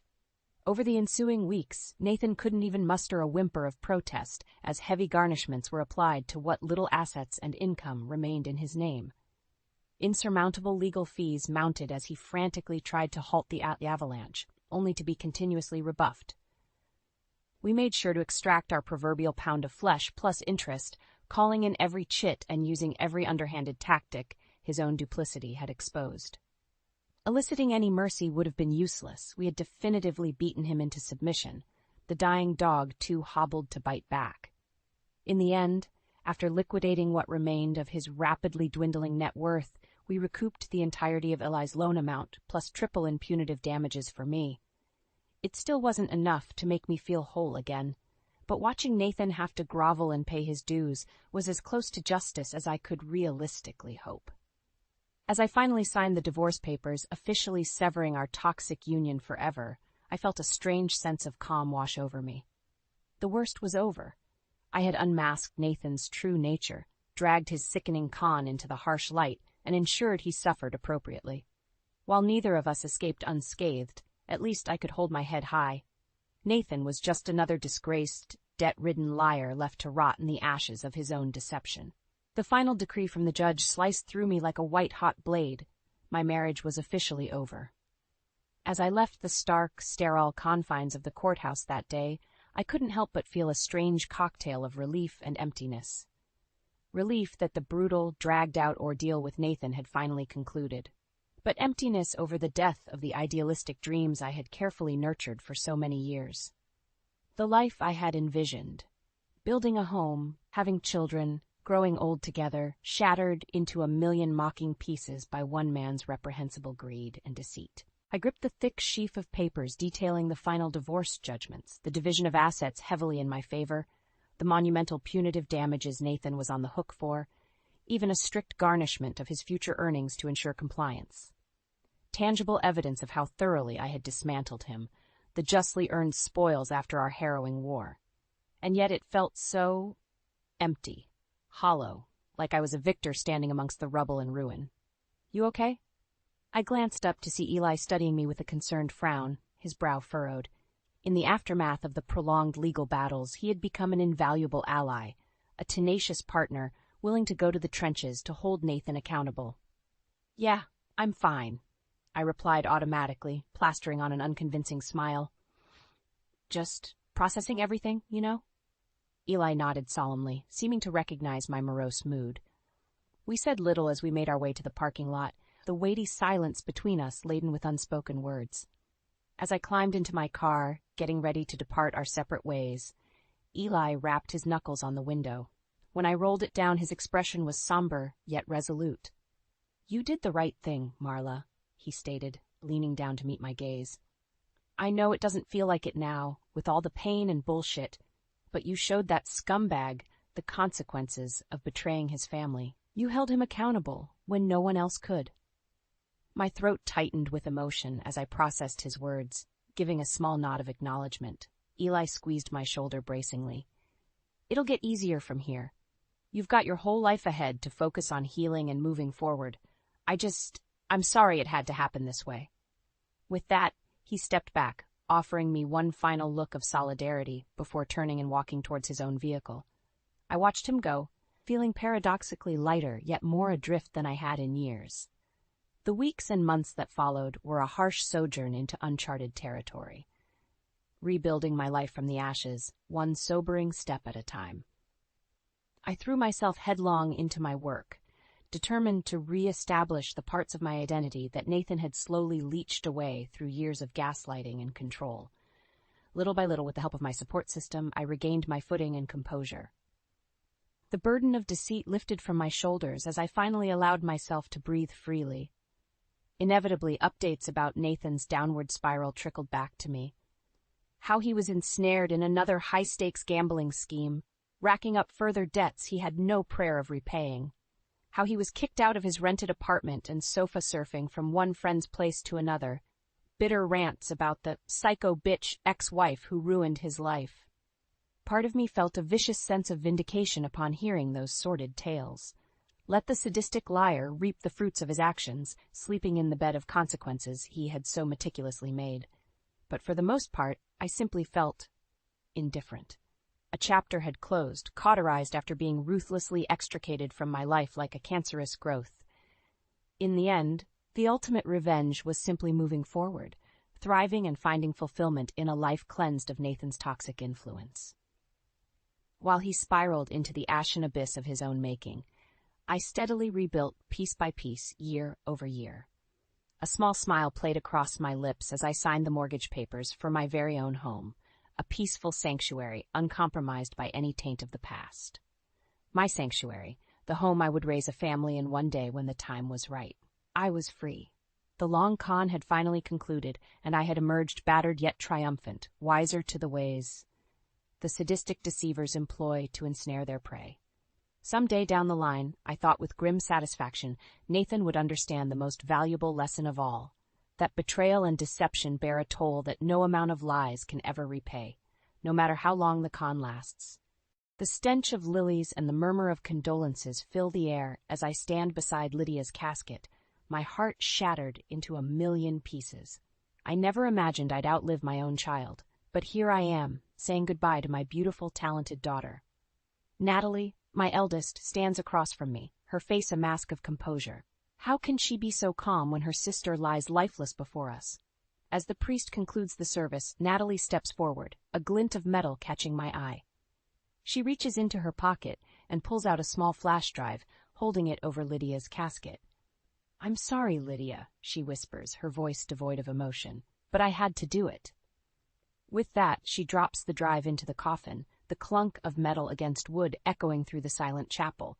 Confusion and anger surge through me. What could Natalie possibly mean by that? What secrets does that flash drive hold? I can't bear the thought of my daughter's relationship being tainted by darkness, even in death. As the mourners file out of the chapel, I approach Natalie, my voice trembling.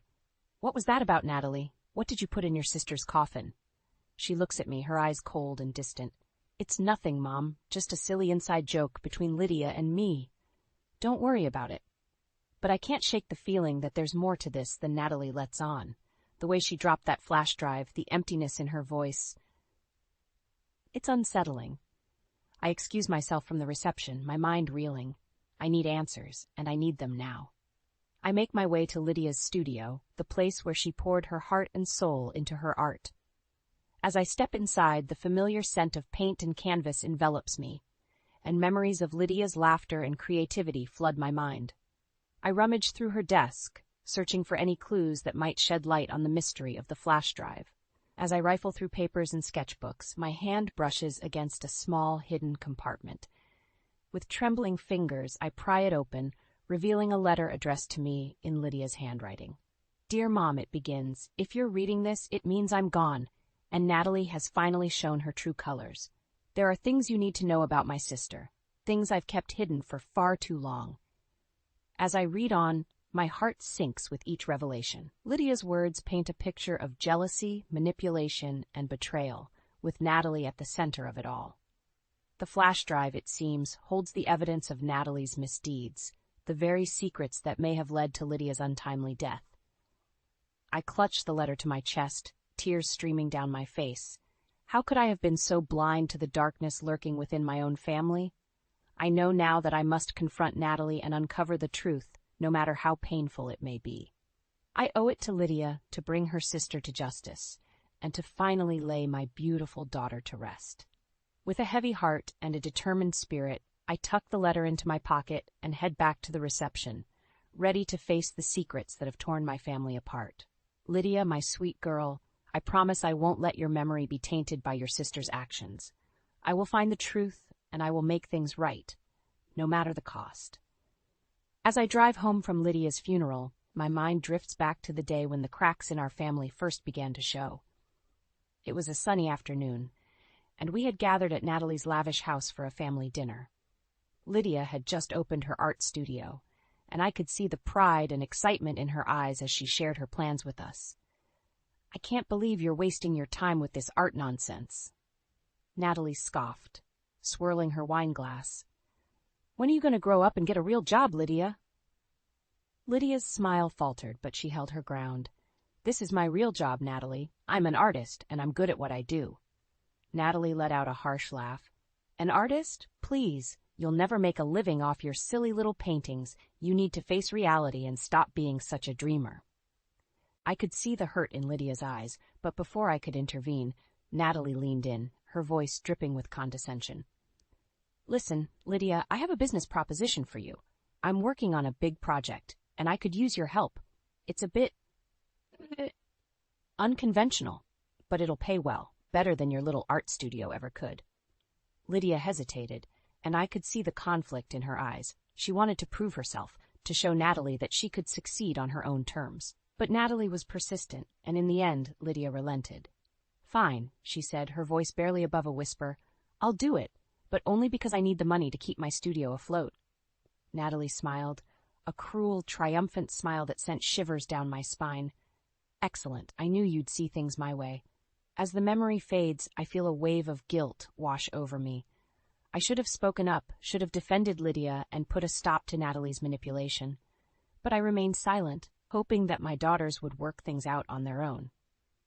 Now, as I sit in Lydia's studio, surrounded by the evidence of Natalie's betrayal, I know that my silence was a mistake.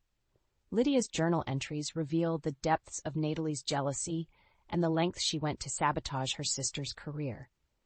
The emails and photos on the flash drive expose Natalie's involvement in illegal activities, the very scheme she coerced Lydia into joining.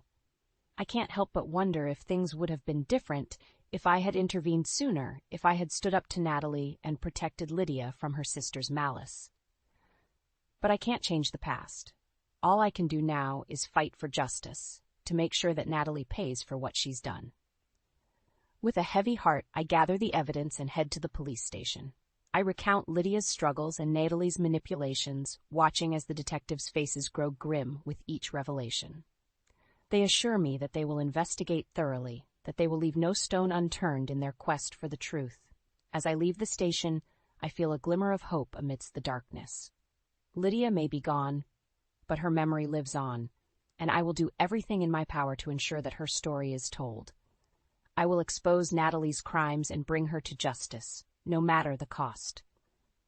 For Lydia, for the daughter I lost, I will fight. I will be the voice she can no longer raise, the strength she can no longer muster. I will make things right, even if it means tearing our family apart. Natalie may have shattered our lives, but I will pick up the pieces and rebuild, one painful step at a time. The call comes in the middle of the night, jolting me from a restless sleep. It's the police, and the news they bring is like a punch to the gut. Lydia, my beautiful, vibrant daughter, is dead. An overdose, they say, but something in the detective's voice tells me there's more to the story. I can barely process the information as I stumble through the motions of planning Lydia's funeral. The grief is overwhelming, but it's the questions that keep me up at night. How did Lydia, who had always been so full of life, fall victim to drugs? And why, even in death, does Natalie seem so unnervingly calm? I try to push my suspicions aside, but they gnaw at me, refusing to be silenced. It's not until the funeral, when Natalie throws that flash drive into Lydia's coffin, that I know I can no longer ignore the truth. There's something sinister at play, and I'm determined to uncover it. As soon as the service ends, I corner Natalie, my voice shaking with a mixture of grief and anger. What was on that flash drive, Natalie? What are you hiding? Natalie's eyes narrow, her lips curling into a sneer. You just can't let it go, can you, Mother? Always sticking your nose where it doesn't belong. Lydia is dead, I snap, my hands balling into fists. And you're acting like it's just another day at the office. What did you do, Natalie? What did you do to your sister? For a moment, Natalie's mask slips, and I catch a glimpse of the darkness lurking beneath. Lydia got what she deserved, she hisses, her voice dripping with venom. She was weak, pathetic. She never had what it takes to succeed in this world. Not like me. I reel back, stunned by the callousness of her words. How can you say that? She was your sister, Natalie. She loved you. Natalie scoffs, rolling her eyes. Love? What good is love in this world, Mother? Power, control, that's what matters. And Lydia? She was nothing more than a pawn in my game. The pieces start to fall into place, and a wave of nausea washes over me. The scheme, I whisper, my voice trembling. The one you forced her into. That's what this is about, isn't it?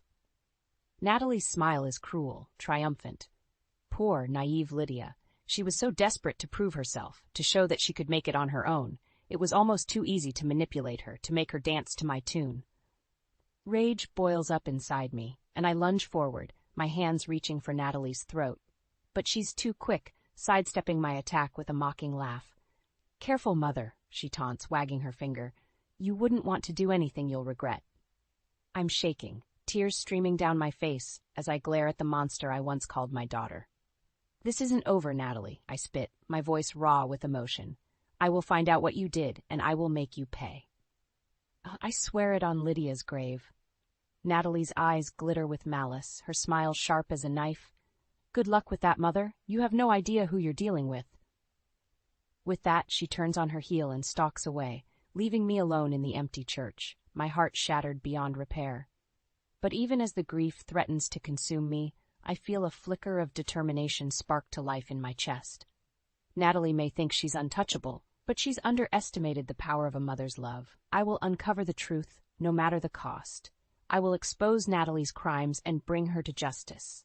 For Lydia, for the daughter I lost, I will fight, and I will not rest until the truth is revealed. and Natalie pays for what she's done. The contents of the flash drive are worse than I could have ever imagined. Emails, photos, and documents paint a picture of deceit and betrayal so vile it makes my stomach churn.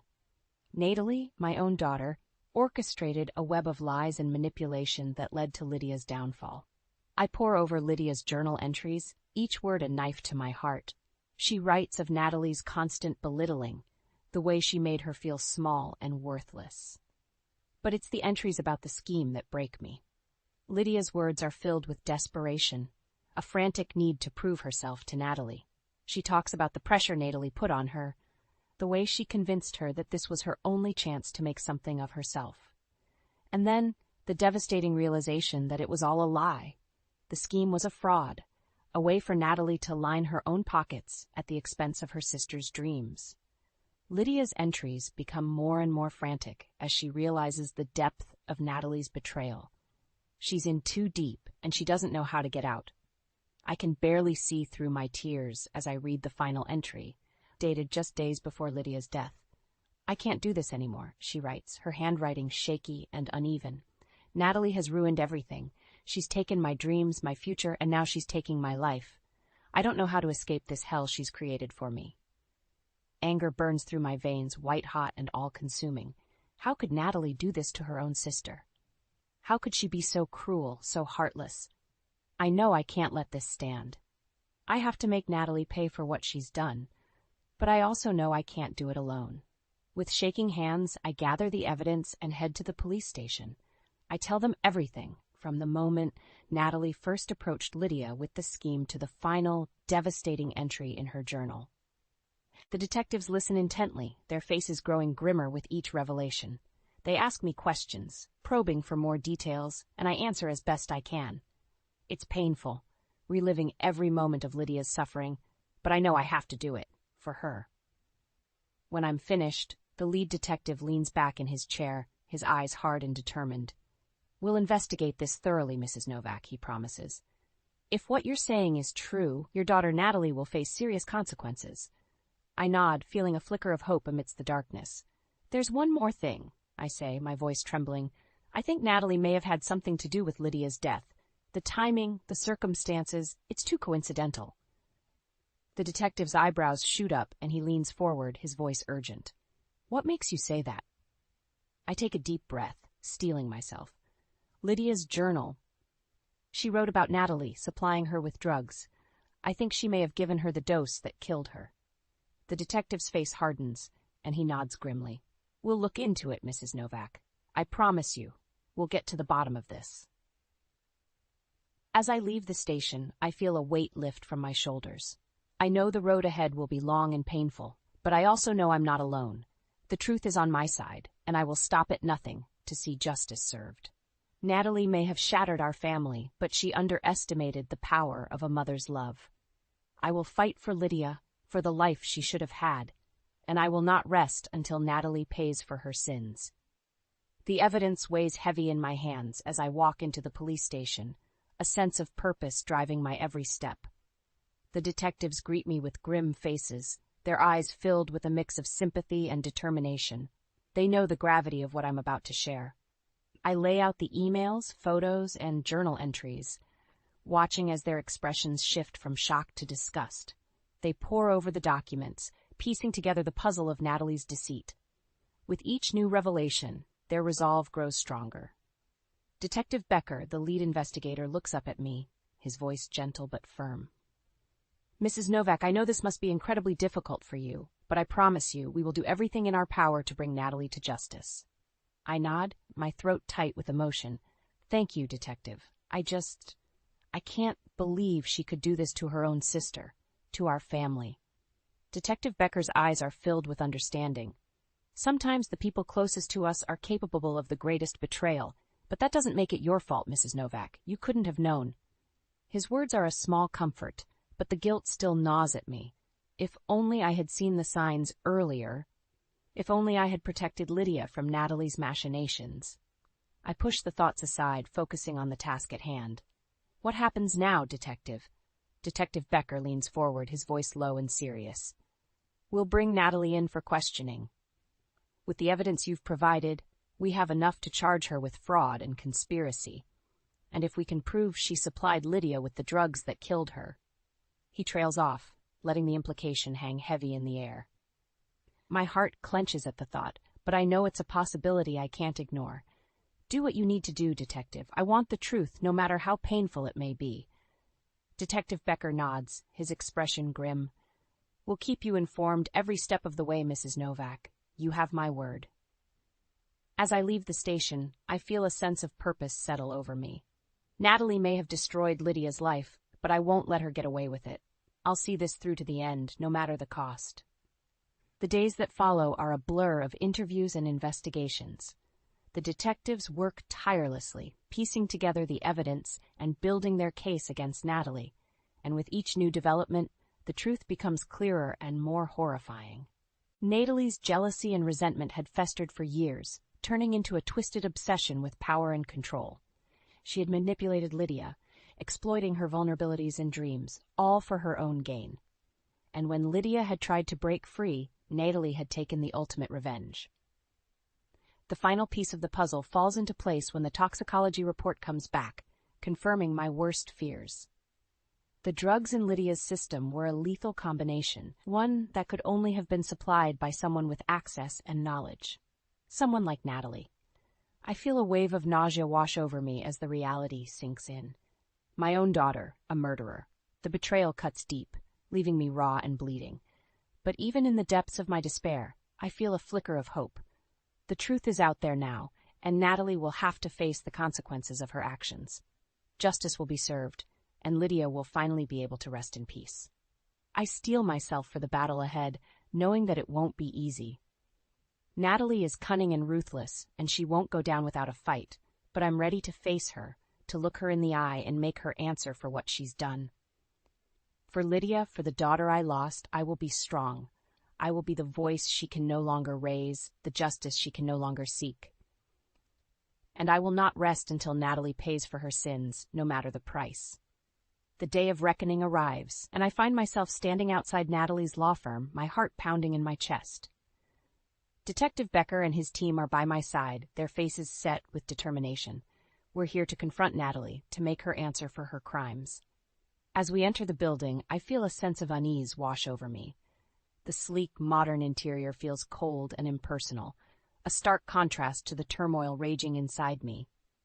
We make our way to Natalie's office, the sound of our footsteps echoing through the halls. Natalie looks up as we enter, her eyes widening in surprise. But the shock quickly fades, replaced by a cold, calculating look. "Mother," she says, her voice dripping with false sweetness. "What brings you here?" Detective Becker steps forward, his voice firm and authoritative. "Natalie Novak, we have evidence linking you to the illegal scheme that defrauded your sister and ultimately led to her death. We also have reason to believe you supplied her with the drugs that killed her." Natalie's face twists into a sneer, her true colors finally showing. "You can't prove anything," she hisses, her eyes darting between us. "Lydia was a drug addict. She did this to herself." I feel a surge of anger course through me, and I step forward, my voice shaking with emotion. "How dare you?" I spit, my hands clenched into fists. "Lydia was your sister. She loved you, and you destroyed her. You manipulated her, lied to her, and then you killed her." Natalie laughs, a harsh, grating sound that sends shivers down my spine. "Oh, please. Lydia was weak. She was always holding me back with her silly dreams and her pathetic art. She got what she deserved." Detective Becker's face hardens, and he motions to his team. "Natalie Novak, you're under arrest for fraud, conspiracy, and murder. You have the right to remain silent." As the detectives move in, Natalie's facade finally cracks. She lunges forward, her face contorted with rage. "You can't do this to me," she screams, her voice echoing off the walls. "I'm untouchable. I'm the one with the power here." But the detectives are quick, and they restrain her, snapping handcuffs around her wrists. Natalie thrashes and screams, her carefully crafted persona shattering before our eyes. "You did this to yourself, Natalie," I say, my voice cold and hard. "You let your jealousy and greed consume you, and now you'll pay the price." As the detectives lead her away, Natalie's eyes lock with mine, and for a moment I see a flicker of the girl she once was. The sister who played with Lydia, who laughed and dreamed and loved. But it's gone in an instant, replaced by a hatred so deep it takes my breath away. "This isn't over, Mother," her voice dripping with venom. "I'll make you pay for this. I'll make you all pay." But her threats are empty now, and I watch as she's led out of the office, a shell of the woman she once was. The truth is out there now, and Natalie will face the consequences of her actions. As we leave the building, Detective Becker turns to me, his face softening. "You did the right thing, Mrs. Novak. I know it couldn't have been easy but you helped bring a dangerous criminal to justice." I nod, feeling a sense of bittersweet relief wash over me. "I just wish I could have done more," I whisper, my voice thick with emotion. "I wish I could have saved Lydia." Detective Becker places a comforting hand on my shoulder, his eyes filled with understanding. "You did everything you could, Mrs. Novak. Lydia would be proud of you." As we part ways, I feel a sense of purpose settle over me. Natalie may be in custody, but my fight is far from over. I'll make sure she pays for what she's done, and I'll honor Lydia's memory in every way I can. For my daughter, for the light she brought to this world, I will be strong. I will be the justice she deserves, no matter the cost. The interrogation room is cold and sterile, the fluorescent lights casting harsh shadows on Natalie's face. She sits across from me, her wrists shackled, her eyes filled with a mixture of defiance and fear. Detective Becker is by my side, his presence a silent support. "Why, Natalie?" I ask, my voice trembling with emotion. "Why did you do this to your own sister?" Natalie's lips curl into a sneer, her voice dripping with disdain. "You always favored her, didn't you? Perfect little Lydia, with her art and her dreams. You never saw me, never appreciated what I could do." I feel a surge of anger course through me, and I lean forward, my eyes locked with hers. "I loved you both, Natalie. I wanted nothing more than for you to be happy, to find your own path in life, but you let your jealousy consume you, and look where it's led you." Natalie scoffs, rolling her eyes. "Spare me the lecture, Mother. You have no idea what it was like living in Lydia's shadow. She had everything handed to her while I had to fight for every scrap of recognition." Detective Becker clears his throat, his voice firm and steady. "Miss Novak, we have evidence that you manipulated your sister into participating in an illegal scheme. We also have reason to believe you supplied her with the drugs that ultimately led to her death. Do you have anything to say for yourself?" For a moment, Natalie's facade cracks, and I see a flicker of fear in her eyes. But it's gone just as quickly, replaced by a cold, hard resolve. "You have no proof," she hisses, her voice low and venomous. "It's all circumstantial. No jury will convict me." I feel a wave of disgust wash over me, and I shake my head in disbelief. "How can you be so callous, Natalie? Your sister is dead because of you. Do you feel no remorse, no guilt?" Natalie's eyes narrow, and she leans forward, her voice a low, menacing whisper. "Guilt? Why should I feel guilty? Lydia was weak, pathetic. She didn't have the strength to survive in this world. I did what I had to do to get ahead, and if she couldn't keep up, that's her problem." I reel back, stunned by the depths of Natalie's cruelty. Detective Becker places a hand on my shoulder, his voice gentle but firm. "Mrs. Novak, I think it's time we let the evidence speak for itself." He nods to the officer standing guard, who steps forward with a thick file in hand. "Natalie Novak, we have evidence linking you to the fraudulent scheme, including emails, bank records, and witness statements. We also have the toxicology report confirming that the drugs found in Lydia's system were a direct match to those you supplied her with." Natalie's face pales, and for the first time, I see a flicker of uncertainty in her eyes. That's not possible," she stammers, her voice losing its edge. "I was careful. I covered my tracks." Detective Becker shakes his head, a grim smile on his face. "Not well enough, Ms. Novak. We have everything we need to bring charges against you. It's over." Natalie slumps back in her chair, her shoulders sagging in defeat. For a moment, I almost feel a flicker of pity for her. But then I remember Lydia, remember the life that was stolen from her, and my resolve hardens once more. "I hope you rot in prison, Natalie," I say, my voice cold and hard. "I hope you spend every day of your life haunted by what you've done. You may be my daughter, but you're no longer a part of this family." As the officers lead Natalie away, I feel a sense of bittersweet justice wash over me. Lydia's death will never be undone, but at least now her killer will face the consequences of her actions. I turn to Detective Becker, my eyes filled with tears. Thank you, I whisper, my voice thick with emotion. Thank you for helping me bring Lydia justice. He nods, his face softening with compassion. It's my job, Mrs. Novak, but more than that, it's the right thing to do. Your daughter deserved better, and now she can finally rest in peace. As I leave the station, I feel a sense of purpose settle over me. Natalie may be gone, but Lydia's memory will live on. I'll make sure of it, no matter the cost.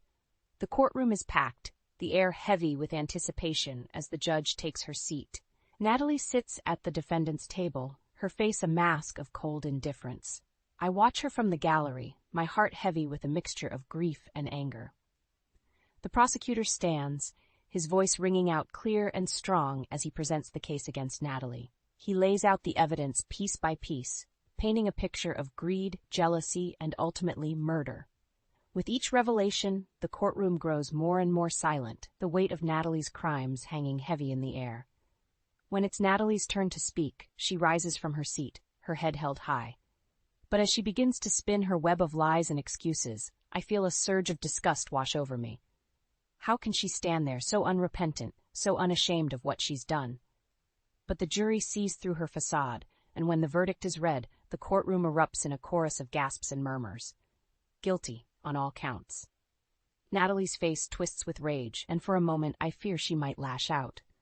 But the bailiffs are quick to restrain her, and she's led away in handcuffs, her screams of protest echoing through the halls. As the courtroom empties, I feel a sense of hollow victory wash over me. Justice has been served, but at what cost? My daughters are gone, one to death and the other to prison. Our family is shattered, broken beyond repair. I make my way to Lydia's studio, the place where she once poured her heart and soul into her art. The room is just as she left it, a testament to the life she'll never get to live. As I wander through the space, my eyes fall on a series of paintings tucked away in the corner.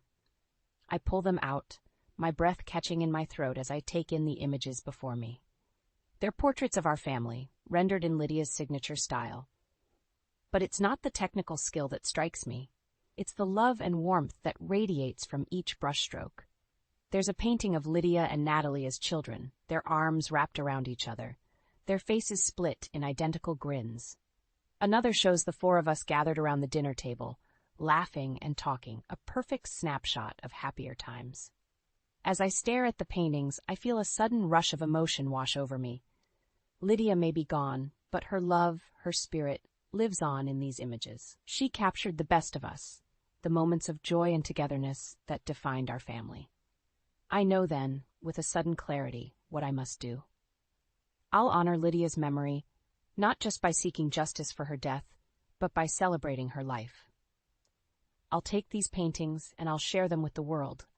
I'll let them see the beauty and the talent that was taken from us too soon. I'll open a gallery in Lydia's name, a place where her art can live on and inspire others. It won't bring her back, but it will ensure that her legacy endures, that her light continues to shine. As I gather up the paintings, I feel a sense of purpose wash over me. This is how I'll keep Lydia's memory alive, how I'll find meaning in the face of such senseless tragedy. Natalie may have taken my daughter from me, but she can't take away the love and the pride I feel for her. I step out of the studio, the paintings clutched to my chest, and I feel a sense of peace wash over me. The road ahead won't be easy, but I know now that I'm not alone. Lydia's spirit will guide me, will give me the strength to keep going, no matter what lies ahead. And so I begin, one step at a time, to pick up the pieces of my shattered life. I'll build something new from the ruins, something beautiful and strong, just like my Lydia. And in doing so, I'll find a way to heal, to honor the daughter I lost, and to keep her memory alive, now and forever. I slammed the front door behind me, my hands trembling with rage. The image of my husband Caleb, tangled in bed with my own sister Jenna, was seared into my mind, an unspeakable betrayal that shattered my world. "You lying, cheating bastard," I screamed, storming into the bedroom. Caleb sprang up, his face drained of color as Jenna clutched the sheets around her naked body. "Vivian? I can explain," Caleb stammered, panic flashing in his eyes. "Explain what?" I spat. "That you've been screwing my own flesh and blood behind my back?" Jenna tossed her head defiantly. "Don't act so shocked, sis. You're just an old boring wife. He needs a woman who can keep him excited." White-hot fury flooded my veins as I fought the urge to lunge at her. Caleb stepped between us, his expression a sickening mix of guilt and desperation. "Baby, you're imagining things. This isn't what it looks like. Don't you dare gaslight me." I raged at my husband of 12 years. "I saw it with my own eyes. How could you do this to me, to our marriage?" Jenna smirked. "Face it, Viv. He got tired of your career-obsessed act. I'm just giving him what he really wants." Revulsion churned in my gut as I took in her smug, self-satisfied sneer. This was my baby sister, the girl I helped raise after our parents died, and she had violated the ultimate taboo by sleeping with my husband in our marital bed. "Get out," I said in a low, trembling voice. "Both of you. Get your things and get out of my house right now." Caleb refused to leave that night, claiming the house was as much his as mine. I spent a sleepless night on the couch, my mind replaying the sordid scene over and over. How could the man I loved, the man who had once doted on me, betray me in such a cruel way? And with Jenna, of all people. As the sun rose, I dragged myself up and poured a strong coffee, needing to be clear-headed. I opened the photo album stuffed in the hall closet, flipping through the happy memories of our early years together. We had been the perfect power couple. I was a rising star at Boston's most prestigious law firm, while Caleb had started his own construction company from the ground up. Putting in grueling hours, we lifted each other up, my legal skills helping him win big contracts. His business began thriving, allowing me to take a slightly less demanding role to try for the family we both desperately wanted. But after years of fertility treatments and heartbreak, Caleb grew resentful of the sacrifices he'd made. He started staying later at work sites, picking fights over little things. I was too wrapped up in keeping my career afloat to see the cracks in our foundation. "You look like hell," Caleb's gruff voice made me jump. He stood in the hallway, already dressed for work in his dusty boots. "Gee, I wonder why," I shot back acidly. "My husband's been cheating on me with my own sister. That might mess with someone's beauty sleep." He sighed, raking a hand through his graying hair. "I never meant to hurt you, Viv. Things just got out of hand with Jenna." "Oh, so it just accidentally fell into her? That's quite a feat." Anger flashed across his face. "Don't get snarky with me. You've been married to your job for years, while I killed myself providing for us." "Providing for us?" I laughed bitterly. "My 6-figure salary is the only reason your little construction gig ever got off the ground in the first place." The barb struck home. Caleb's jaw clenched as he grabbed his truck keys. "I'm not doing this with you. I've got work to get to." "That's what you're best at," I called after him. "Walking away from your problems." The front door slammed, leaving me alone with the shattered pieces of my life. I looked at our happy wedding photo, wondering when everything had gone so wrong between us, and why my own sister had to be the one to destroy it all. Over the next few weeks, I tried to go about my daily life as if nothing had changed, but Caleb's emotional withdrawal from me, from our marriage, was becoming impossible to ignore. He would come home late most nights, reeking of whiskey and avoiding my gaze. I'd try to ask about his day, only to be met with grunts or one-word answers. The man I had fallen in love with, passionate, driven, always ready with a joke to make me laugh, was fading away before my eyes. My suspicions were raised further by the constant presence of Jenna in our lives. Despite the horrific betrayal, she would show up at our house uninvited, demanding Caleb's attention for some drama in her life, and he would drop everything to comfort her, to be her shoulder to cry on. "Jenna's going through a really tough time right now, with the divorce," he mumbled one night after getting off the phone with her. "I need to swing by and check on her." "Again?" I asked pointedly. "You were just over there last night fixing something at her place." He avoided my accusing stare. "She needs me, Viv. Her soon-to-be ex is giving her hell over the house." "Well, I need you too," I exploded, feeling the sting of his indifference. "Or have you forgotten that small fact?" Caleb simply shrugged, grabbing his keys. "I'll be back later. Don't wait up." The front door closed with a sense of finality. I stood there, my fists clenched, as the now familiar feelings of dread and denial washed over me. Surely I was imagining things. Caleb may have been pulling away, but he loved me. He would never... My spiraling thoughts were interrupted by the shrill ring of the phone. Jenna's number flashed on the caller ID, taunting me. What? I snapped, unable to hide my hostility. Vivian? Her voice was hushed, almost trembling. I think Caleb is on his way over. I really need you here. My heart plummeted into my stomach. Need me there? For what exactly? There was a pause, then Jenna spoke in that same tremulous tone. I'm scared, sis. I'm all alone, and the noises from outside. I just feel safer when you're around. I squeezed my eyes shut, nausea rising. She was baiting me, testing to see if her lies could reel me in like a foolish, unsuspecting fish. Did she and Caleb think I was that blind? Save it, Jenna, I said in a low, controlled voice. If you want to screw my husband, you can leave me out of it. The line went dead as my worst fears were confirmed. The man I loved and my own traitorous sister were making a mockery of me right under my nose. But I refused to go down without a fight. I knew I couldn't go on like this, living in denial, letting Caleb and Jenna make a fool of me. I needed proof of their affair before I could decide my next move. So I swallowed my pride and hired a private investigator recommended by a friend. Mike Connolly was a no-nonsense ex-cop who didn't blink an eye at the seedier details of my situation. Cheating spouses are a dime a dozen, he said gruffly. I'll get you the evidence you need. A week later, Mike showed up at my office with a thick manila envelope. Sorry it took a little longer than expected, Mrs. Weston. Your husband's craftier than I gave him credit for. My hands shook as I opened the envelope and the damning photos spilled out. There was Caleb, his arms wrapped around Jenna in a passionate embrace outside a cheap motel. Another showed them in an alley, her legs locked around his waist as they kissed hungrily. Bile rose in my throat looking at the graphic proof, but I forced myself to keep going. Mike had also included transcripts of recorded phone conversations that left no doubt about the nature of their affair. You're all I think about every minute of the day. Caleb's voice crackled through the speakers as I hit play. I can't wait to leave that dried-up sexless marriage and be with you, baby. Jenna's throaty laughter made my skin crawl. Don't worry, lover. Once I bleed that cold bitch dry in the divorce, we'll have more than enough to start over together. The vile words kept coming as I sat numb, tears streaming down my cheeks.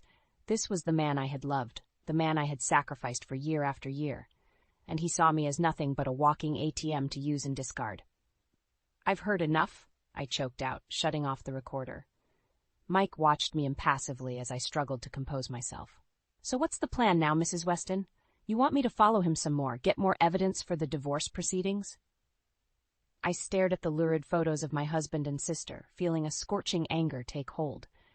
Divorce wasn't enough, not for the soul-crushing way they had betrayed me, not for their casual discussion of bleeding me dry. No more following, I said in a low, dangerous voice. I've seen all I need to see. Mike frowned. Then what do you want me to do? A slow, vindictive smile spread across my face as the perfect plan took shape. I want you to keep watching them, Mr. Connolly, but not for me. I leaned forward, reveling in the first stirrings of vengeance. For them. Because by the time I'm through, they'll have much bigger problems than a divorce. With the proof of Caleb and Jenna's affair burning a hole in my brain, I forced myself to continue acting normal around them. It wasn't easy, picturing their naked bodies intertwined while Caleb came home and pecked my cheek like nothing had changed. Working late again? I kept my tone light as he grabbed a beer from the fridge. Caleb grunted in response. Yeah, big project coming due. You know how it is. Of course. I gave him a sad smile. I'm just going to miss you, that's all. He paused, a flicker of something like guilt crossing his face before the usual blankness returned. Don't wait up, he mumbled, already heading for the door. As soon as it closed, my fake smile vanished. Reaching into my purse, I pulled out the burner phone I'd purchased and tapped out a message. He's on the move. Let me know where he ends up. Mike Connolly's response came quickly. You got it. I spent the evening poring over Caleb's financial statements, construction contracts, and other business documents. As a corporate lawyer, I knew all the loopholes, the sleight-of-hand tricks companies use to cut corners. Shady labor practices, environmental violations, tax evasion, you name it, I'd helped clients get around it. Now I would use that knowledge to burn Caleb's entire empire to the ground. Around midnight, my phone buzzed. A new address from Mike, along with a terse message. Motel again. White-hot fury lanced through me as I pictured them together, laughing at my oblivious suffering. I wanted to storm over there, to scream the truth and make them face the consequences. But I forced myself to stay calm, to keep my eyes on the prize, making them pay in the most devastating way possible. Over the next few weeks, I began deploying a strategic series of anonymous calls and tips to various regulatory agencies, code violations on multiple construction sites, improper disposal of hazardous materials, undocumented workers being paid under the table. At first, it was just minor fines and work stoppages, which Caleb angrily tried to dispute. But I kept hitting him from all sides: the IRS, the EPA, the Department of Labor. His panicked calls and texts went unanswered as I busied myself with other important cases at the office. "What the hell is going on?" he roared when he finally made it home one night, slamming his fist on the counter. "Every single one of my sites is under investigation." I looked up from my book with a neutral expression. "I'm so sorry, babe. I had no idea things were that bad at work." His bloodshot eyes bored into me before he seemed to deflate with a frustrated sigh. I gotta get a handle on this, Viv. The fines are crippling me, and if they actually shut me down..." I crossed the room and placed a soothing hand on his arm, trying not to smirk at the raw panic in his voice. "It'll be okay. You've worked too hard to let this take you down." Caleb pulled me into a stiff hug, his body tense. "I don't know what I'd do without you," he muttered into my hair. "You're about to find out," I thought with grim satisfaction, "because by the time I'm done, you'll have lost everything." The next few months were torture, watching Caleb's world crumble around him. Construction sites were shut down left and right amid the mounting investigations. Fines and legal fees piled up into the millions. Employees walked off the job as payroll bounced. Yet through it all, the smug bastard remained oblivious to the fact that I was the one orchestrating his downfall from the shadows. He tried desperately to get ahead of the allegations, hiring lawyers and consultants to do damage control. But I was always one step ahead, anonymous tip leading to another disastrous blow. Jenna, of course, was firmly by his side the entire time, playing the supportive, concerned girlfriend as Caleb unraveled. No doubt she was counting down the days until his business assets would be stripped away in the divorce, leaving her free to swoop in as his sugar baby. "This is insane, Viv," Caleb yelled one night, pacing furiously as I calmly sipped tea. "They're threatening to pull my contractor's license, to freeze all my accounts." "Well, did you do the things they're accusing you of?" I asked mildly. "Maybe you should just come clean if you've been cutting corners." His face went beet red with rage. "I'm not a crook. Someone is setting me up. Don't you see that?" "Or maybe," a silky voice came from the hallway, "you're just reaping what you sowed after treating your wife and business like dirt for so long." Jenna slinked into the room, eyes glittering with undisguised malice aimed at me. I felt a flicker of disgust at her blatant attempt to turn Caleb against me even further. "Stay out of this, Jen," Caleb growled. "You don't know what the hell you're talking about." But she ignored him, sidling up to rub his arm soothingly. "Poor baby, you're under so much stress. Maybe it's time you finally face the truth. Vivian is the one behind all this." I barely hid my smirk as Caleb's head whipped around, eyes narrowing at me with sudden suspicion. "What is she talking about?" "Think about it, lover," Jenna purred, shooting me a triumphant look. "Who else could be doing this to you? Vivian's a corporate lawyer. She knows all the loopholes, the ways to bleed a company dry from the inside." Caleb opened his mouth, then closed it slowly as realization seemed to dawn. I held his gaze steadily, daring him to break first. "Is it true?" he finally rasped out, fists clenched at his sides. "Have you been the one destroying my life's work all this time, burning everything I built to the ground?" I let out a soft chuckle, reveling in his shock and horror. "Finally caught on, did you? Yeah, it's all been me. Every violation, every fine, every shutdown order." I stood, feeling powerful as I towered over both of their stunned faces. "And I'm not done yet, not by a long shot. You're going to lose everything, Caleb, your business, your money, your reputation, all of it." Jenna's mouth worked soundlessly as I turned my icy glare on her. "And you're going to be left with absolutely nothing when the gravy train dries up. No business to bleed, no man to leech off of." "You bitch," she finally spat out, color rising in her cheeks. We never did anything wrong. Save it. I held up a hand, digging into my purse to pull out the thick manila envelope. I have all the proof I need of your sordid little affair, all the photos, all the recordings of your crude pillow talk. I tossed it at their feet, reveling in their twin expressions of shock and shame as the lurid evidence spilled out. So go ahead, I said with a tight smile. Try and talk your way out of this one. I'll be waiting. For days after my grand reveal, Caleb and Jenna avoided me like the plague. He'd leave before I got up and return late, holed up in his study. Jenna stopped coming around altogether, much to my relief. I could feel them stewing, scheming, wondering how to slither their way out of the disastrous situation I'd put them in. Good luck with that, I thought with grim satisfaction. I had them dead to rights. Finally, about a week later, Caleb approached me with hunched shoulders and a hangdog expression. Viv, we need to talk. I arched an eyebrow but remained silent as he sank onto the couch beside me. Up close, I could see his haggard appearance, red-rimmed eyes, graying stubble, the once confident man, utterly broken. I don't know what to say, he began haltingly. What you did, the way you dismantled everything I built from nothing. He shook his head slowly. It was a masterful job. A tiny smirk played across my lips at the begrudging compliment. I do have a particular skill set. You've won, Caleb sighed, dropping his head into his hands. The company is being forcibly dissolved. The banks are seizing assets, properties, there's nothing left. Gee, that's too bad.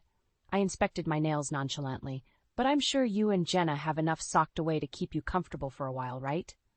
His jaw clenched at the mention of her name. Jenna's gone, for good. My eyebrows rose in surprise. Oh? Did the little mistress finally get bored once the cash dried up? Don't start, Caleb warned, a flash of anger in his eyes. She's out of my life. Out of our lives. Smart man, I murmured, studying him appraisingly. Maybe not such an idiot after all if you dumped the leech. He drew a deep, shuddering breath. Look, you've made your point, okay? You wanted to make me suffer, and you did it. I'm ruined, bankrupt, my whole life destroyed because of my stupid mistakes. I opened my mouth, but he barreled on.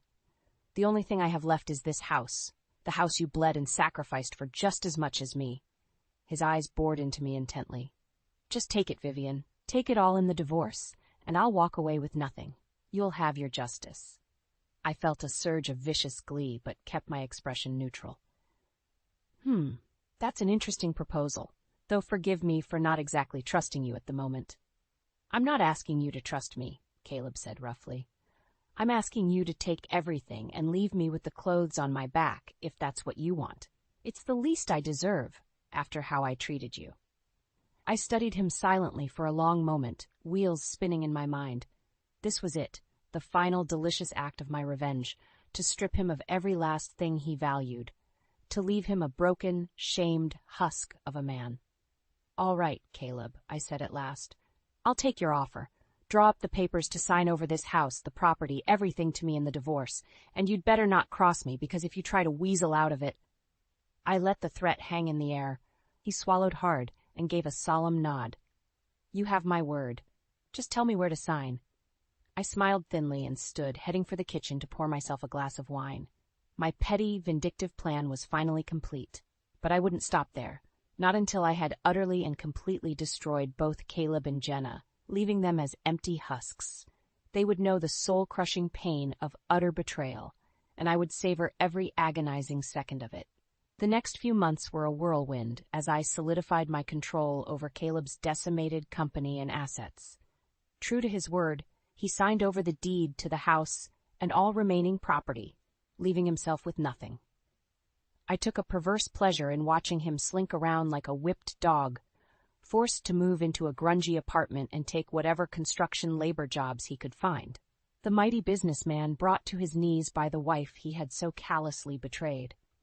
As for Jenna, she had indeed slunk away into the shadows once Caleb's money ran out. I couldn't help but revel in the thought of my traitorous sister living in squalor, having tasted the high life only to have it torn away.